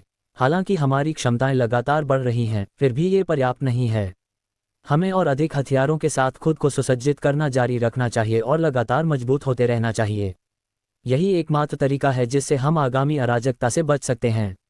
इसके अलावा यदि रेड फ्लेम मर्सनरी सिर्फ हमारी मजबूत क्षमताओं का प्रदर्शन करती है तो हमारे लिए इस समय के दौरान प्रतिभाओं की भर्ती करना बेहद आसान होगा। हिडन फैमिलीज और सेक्ट्स के लगातार प्रकट होने के बाद बहुत से लोग शक्तिशाली समर्थन की तलाश में हैं। इसलिए हम सभी को कड़ी मेहनत जारी रखनी चाहिए। पैसा खर्च करने से डरो मत। मेरे पास इसकी प्रचुरता है। हमारी मुख्य प्राथमिकता रेड फ्लेम मर्सनरीज को मजबूत करना है, समझे? हम समझते हैं। हॉल के भीतर रेड फ्लेम मर्सनरीज के उच्चाधिकारियों ने एक स्वर में चिल्लाया। बहुत अच्छा, अगले कुछ दिनों तक मैं यहाँ डार्क केप में रहूंगा, बिना किसी चिंता के। जो कुछ भी करने की ज़रूरत है वह करें। जो कुछ भी होगा मैं उसका ध्यान रखूंगा। आप अभी कोई भी सुझाव दे सकते हैं। मैं रेड फ्लेम मर्सनरीज के लिए फ़ायदेमंद किसी भी चीज़ पर विचार करूंगा। हॉल में हर कोई कुछ देर तक चुप रहा। फिर सैन्य सलाहकार रॉरी खड़ा हुआ और कहा, कैप्टन, एक बात है जिसकी मैं रिपोर्ट करना चाहता हूँ। कहो। डार्क केप की भौगोलिक स्थिति वास्तव में विशेष है। ये सोमरलैंड और फॉल्कनियर के दो प्रमुख साम्राज्यों के बीच स्थित है। हम अभी सुरक्षित हैं क्योंकि दोनों साम्राज्य इस समय शांति पर हैं। हालांकि एक बार जब ये शांति भंग हो जाती है तो हम अपनी वर्तमान क्षमताओं को देखते हुए इनमें से किसी भी साम्राज्य के खिलाफ अपना बचाव नहीं कर पाएंगे। इसके अलावा जैसे ही मौका मिलेगा वे हमारे क्षेत्र पर कब्जा करने में संकोच नहीं करेंगे। जारी रखो, साहिल ने चाय का एक घूंट लेने के बाद कहा। जो मुझे पता है उसके अनुसार सोमरलैंड की स्थिर करने वाली शक्ति मेसन स्टेफानी मृत्यु के कगार पर है। वह अब ज्यादा समय तक जीवित नहीं रहेगा। एक बार जब ओल्ड मास्टर स्टेफानी मर जाएगा तो सोमरलैंड अराजकता में घिर जाएगा। तब तक उनके पास हमारी देखभाल करने का समय नहीं होगा और फॉल्कनियर निश्चित रूप से हमारे खिलाफ कार्रवाई करेगा। ऐसा इसलिए है क्योंकि उनके लिए डार्क केप के क्षेत्र पर कब्जा करने के बाद सोमरलैंड पर आक्रमण करना आसान और अधिक सुविधाजनक होगा। इसीलिए डार्क केप अभी खतरे में है। यही कारण है कि हम और अधिक शक्तिशाली लोगों की भर्ती नहीं कर सकते। बोलने के बाद रॉरी एक तरफ हट गया। हॉल में बहुत से लोग गपशप भी करने लगे। रॉरी ने उन्हें एक अत्यंत स्पष्ट विश्लेषण दिया था। इसके अलावा उसने तर्क और सबूतों के साथ अपने बयानों का समर्थन किया। वह सब कुछ जो उसने उल्लेख किया था होने की संभावना थी। Late stages of the dragon rank के दो नए लोगों ने इस समय काफी पछतावा महसूस किया। अध्याय 599। वे केओस लैंड में थे जबकि दुनिया अराजकता के कगार पर थी। इस प्रकार वे अराजकता से बचने के लिए एक अधिक शक्तिशाली बल में शामिल होना चाहते थे। हालांकि अब ऐसा लग रहा था कि रेड फ्लेम मर्सनरीज भी सुरक्षित नहीं थे। यदि उन्हें इस बारे में पता होता तो वे शीर्ष मर्सनरी ब्लैक ड्रैगन मर्सनरीज में शामिल हो जाते। हालांकि ब्लैक ड्रैगन मर्सनरीज में बहुत सारे मास्टर थे। यदि वे उनमें शामिल होते तो उन्हें निम्न दर्जा दिया जाता। यदि वे रेड फ्लेम में जाते तो वे कैप्टन सिल्वर फेस के अलावा सबसे मजबूत होते और इस प्रकार उच्च पद का आनंद लेते। हालांकि यदि आप अपनी जान नहीं बचा सकते तो उच्च पद आपको क्या लाभ पहुंचाएगा? क्या केओस लैंड में एक कप्तान होने से ऊंचा उनका कोई पद हो सकता था? मुझे क्या करना चाहिए? उन्होंने एक दूसरे की ओर देखा। वे बुरी तरह से पीछे हटना चाहते थे। हालांकि उनके पास अभी भी एक हाफ स्टेप गॉड रैंक कप्तान था। अन्यथा वे शायद अभी छोड़ना चाहते। ये समझ में आता है। साहिल ने सिर हिलाया और कहा। फिर उसने पूछा, कुछ और? लेट स्टेज ड्रैगन रैंकर में से एक उठा और कहा, कैप्टन, मुझे लगता है कि रॉरी सही है। हम खतरे में हैं, इसलिए मेरा सुझाव है कि हम अभी के लिए डार्क केप छोड़ दें। एक सुरक्षित जगह चुनें और पर्याप्त धन के साथ हम जल्द ही निरंतर भय में रहे बिना एक क्षेत्र का पुनर्निर्माण करेंगे। मैं सहमत हूँ, एक अन्य लेट स्टेज ड्रैगन रैंकर ने दोहराया। मैं सहमत हूँ, मैं सहमत हूँ, मैं सहमत हूँ। लगभग अन्य सभी नवागंतुकों ने सुझाव पर सहमति व्यक्त की। वे सभी अपने जीवन की रक्षा के लिए किसी की तलाश कर रहे थे। वे अपनी मौत के लिए रेड फ्लेम मर्सनरीज का अनुसरण करने की कोशिश नहीं कर रहे थे। हालांकि रेड फ्लेम मर्सनरीज के किसी भी बुजुर्ग ने कुछ नहीं कहा क्योंकि वे सभी साहिल के निर्णय लेने का इंतजार कर रहे थे। साहिल इससे काफी प्रसन्न था। कम से कम रेड फ्लेम मर्सनरीज के दिग्गज काफी एकजुट थे। मैं आपका सुझाव सुनता हूं, लेकिन red flame mercenaries dark cape से कहीं नहीं जा रही है। इसके अलावा हम हर दिन डर में नहीं रहेंगे क्योंकि रेड फ्लेम के पास मैं हूं। साहिल ने अपनी बात समाप्त की और एक दबंग दबाव छोड़ दिया। हॉल में एक अदृश्य तूफान बहने लगा। हर किसी ने समुद्र में एक नाव की तरह महसूस किया जो पूरी तरह से डूब गई थी। दम घुटने के एहसास ने उन्हें छाती में जकड़न महसूस कराई। पता चला कि मौत इतनी जल्दी आ सकती है। क्या ऐसा महसूस होता है मरना? सबके चेहरे पर दहशत का भाव था। हालांकि एक पल बाद दम घुटने का एहसास खत्म हो गया। हर कोई होश में आया तो देखा कि उनके कपड़े पसीने से भीग चुके थे। हर किसी ने साहिल की ओर देखा जो मुख्य सीट पर बैठा था। उसकी आंखों में हैरानी थी। कितना मजबूत! दो लेट स्टेज ड्रैगन रैंकर्स पहले हाफ स्टेप गॉड रैंकर्स से मिल चुके थे और कोई रास्ता नहीं था कि वे उन पर इतना दबाव डाल सकें। साहिल का सामना करते समय वे हाथी के सामने चींटियों की तरह थे। वे इससे लड़ नहीं सकते थे। ये केवल दबाव था। क्या होगा अगर वे लड़ना शुरू कर दें? एक हाफ स्टेप गॉड रैंकर इसके काबिल नहीं था। गॉड रैंक गार्डियन वही होना चाहिए। रेड फ्लेम मर्सनरीज का कप्तान सिल्वर फेस एक गॉड रैंक गार्डियन निकला। सबको बेवकूफ बनाया गया था। अध्याय 600। दिन ब दिन समय बीतता गया। साहिल के आसपास होने से डार्क केप के रेड फ्लेम मर्सनरीज विकसित होने लगे। साहिल क्या करने में सक्षम था, ये देखकर सभी को राहत मिली। एक गॉड रैंक गार्डियन वाली ताकत और बिना गॉड रैंक गार्डियन वाली ताकत दो अलग अलग स्थितियों में थीं। पूर्व एक ऐसी ताकत थी जिससे कोई भी आसानी से पंगा नहीं लेता था। यदि आप एक गॉड रैंक गार्डियन को मारना चाहते थे तो एक ही समय में समान रैंक के 2 या 3 गॉड रैंक गार्डियंस को भेजा जाना था। यदि आपका प्रतिद्वंद्वी भाग निकलता है तो अंधेरे में दुबका हुआ एक गॉड रैंक गार्डियन जो बदला लेने के लिए बेताब हो, ऐसी चीज नहीं थी जिसे कोई भी ताकत अनदेखा कर सके। यही कारण था कि फॉल्कनियर भी ऐसी ताकतों के साथ खिलवाड़ नहीं करेगा। वैश्विक अंडरवर्ल्ड का शीर्ष मर्सनरी ब्लैक ड्रैगन मर्सनरीज इसका एक उदाहरण था। ब्लैक ड्रैगन मर्सनरीज मूल रूप से एक बड़ा देश था जिस पर फॉल्कनियर ने आक्रमण किया था। विभाजन के बाद कुछ वरिष्ठ अधिकारी समूह बनाने के लिए एक साथ आए। वे फॉल्कनियर से इतनी नफरत करते थे कि वे अक्सर फॉल्कनियर के मध्यम और वरिष्ठ अधिकारियों की हत्या कर देते थे। आज तक फॉल्कनियर को अभी भी पता नहीं था कि ब्लैक ड्रैगन मर्सनरीज को कैसे संभालना है। बेशक ऐसा नहीं था कि फॉल्कनियर ब्लैक ड्रैगन मर्सनरीज को नष्ट नहीं कर सकता था। बात बस इतनी थी कि ऐसा करने के लिए उन्हें जो कीमत चुकानी पड़ती वह इतनी अधिक थी कि यह इसके लायक नहीं था। रेड फ्लेम मर्सनरीज के पास एक गॉड रैंक गार्डियन भी था जिसने उन्हें थोड़ा मानसिक सुकून दिया। सभी का घबराया हुआ दिल धीरे धीरे शांत हो गया। साहिल के भव्य अंक लैविश पॉइंट्स भी तेजी से बढ़ रहे थे। साहिल का शरीर अब गॉड लेवल 6 पर था, जो एक मिड टियर गॉड रैंकर के अनुरूप था जो हाई रैंक की ओर बढ़ने वाला था। यदि उसके पास 1000 और भव्य अंक होते तो साहिल गॉड लेवल 7 तक पहुंचने में सक्षम होता और गॉड रैंक के बाद के चरणों लेटर स्टेजेस में पहुंच जाता। ऐसा क्षेत्र गॉड रैंक गार्डियंस के बीच भी दुर्लभ था। विभिन्न ताकतों के अधिकांश गॉड रैंक गार्डियंस अभी भी शुरुआती रैंक पर थे। उनमें से कुछ मिड रैंक तक पहुंचे और उससे भी कम हाई रैंक थे। इस बीच मेसन गॉड रैंक के शिखर पीक पर पहुंच गया था। इसने उसे सोमरलैंड का लंगर बना दिया जो पूरी दुनिया को डराने में सक्षम था। भले ही वह 9 शक्तिशाली गॉड लेवल गार्डियंस के खिलाफ अकेला लड़ा, फिर भी वह उन्हें हरा सकता था। पीक गॉड रैंक मास्टर्स भयानक थे। डार्क केप में तीसरे दिन साहिल के भव्य अंक 1000 से अधिक हो गए। उसने अपने शरीर को लेवल 7 पर अपग्रेड किया और संबंधित क्षेत्र गॉड रैंक के बाद के चरणों में पहुंच गया। यदि साहिल ने अब अपनी शक्ति का खुलासा किया तो वह लोगों पर, जिनमें वे तथाकथित हिडन सेक्ट्स और फैमिलीज भी शामिल थे, जो प्रभाव डालेगा वह अभूतपूर्व होगा। एक 22 वर्षीय हाई रैंक गॉड रैंकर, कोई भी विश्वास करने की हिम्मत नहीं करेगा कि ऐसा राक्षस मौजूद है। 10 साल की नियुक्ति में अभी भी 1 सप्ताह बाकी था। भव्य अंकों की वर्तमान विकास दर के अनुसार साहिल का शरीर तब तक गॉड लेवल 9 तक पहुंचने में सक्षम होना चाहिए। ये गॉड रैंक के बाद के चरणों का महत्वपूर्ण बिंदु था। इससे एक और कदम आगे और उसका शरीर लेवल 10 प्राप्त कर लेगा और वह मेसन के वर्तमान क्षेत्र पीक गॉड रैंक तक पहुंच गया होगा। इस क्षेत्र का आदमी पहले से ही दुनिया का सबसे शक्तिशाली आदमी था जो एक साम्राज्य का कार्यभार संभाल सकता था। साहिल उस दिन का इंतजार कर रहा था जब वह अजेय होगा। इस बीच पूरा सोमरलैंड अराजक होने लगा था। सोमरलैंड में कहीं एक स्थानीय स्तर पर प्रसिद्ध भोजनालय रोटीसेरी, भुना हुआ चिकन, रोस्टेड चिकन का इंतजार कर रहे ग्राहकों की एक लंबी कतार थी। हर दिन चिकन की केवल एक निश्चित मात्रा ही होती थी। एक बार जब वे बिक जाते तो उस दिन के लिए और कोई उपलब्ध नहीं होता, इसलिए लोग इसे खरीदने के लिए जल्दी लाइन में लग जाते थे। यह मुख्य रूप से इसलिए था क्योंकि यहाँ का भुना हुआ चिकन स्वादिष्ट था और दशकों से यहाँ था। हालांकि जब हर कोई लाइन में इंतजार कर रहा था, पुराने जमाने के कपड़े पहने एक आदमी ने कतार काट दी, क्यू कट। इससे स्वाभाविक रूप से पीछे लाइन में खड़े ग्राहकों में असंतोष फैल गया। तुम कौन हो? क्या तुम्हें नहीं पता कि लाइन में इंतजार करना है? तुम किस तरह के इंसान हो? हाँ, तुम एक आदमी हो। तुम्हारी हिम्मत कैसे हुई लाइन काटने की? उस आदमी ने उन्हें अनदेखा कर दिया और अपने भुने हुए चिकन का इंतजार करते हुए आगे खड़ा रहा। इस समय लाइन के पीछे खड़ा एक लंबा आदमी सामने आया और उस आदमी को पकड़ लिया जिसने लाइन काटी थी। क्या तुम्हें नहीं पता कि लाइन लगी है? भाड़ में जाओ! लाइन काटने वाला आदमी चिल्लाया और उसने लंबे आदमी को घूंसा मारा। उसने 200 पाउंड के आदमी को इतनी जोर से मारा कि वह आदमी कुछ मीटर पीछे उड़ गया। जमीन पर गिरते ही वह बेहोश हो गया। हत्या, हत्या।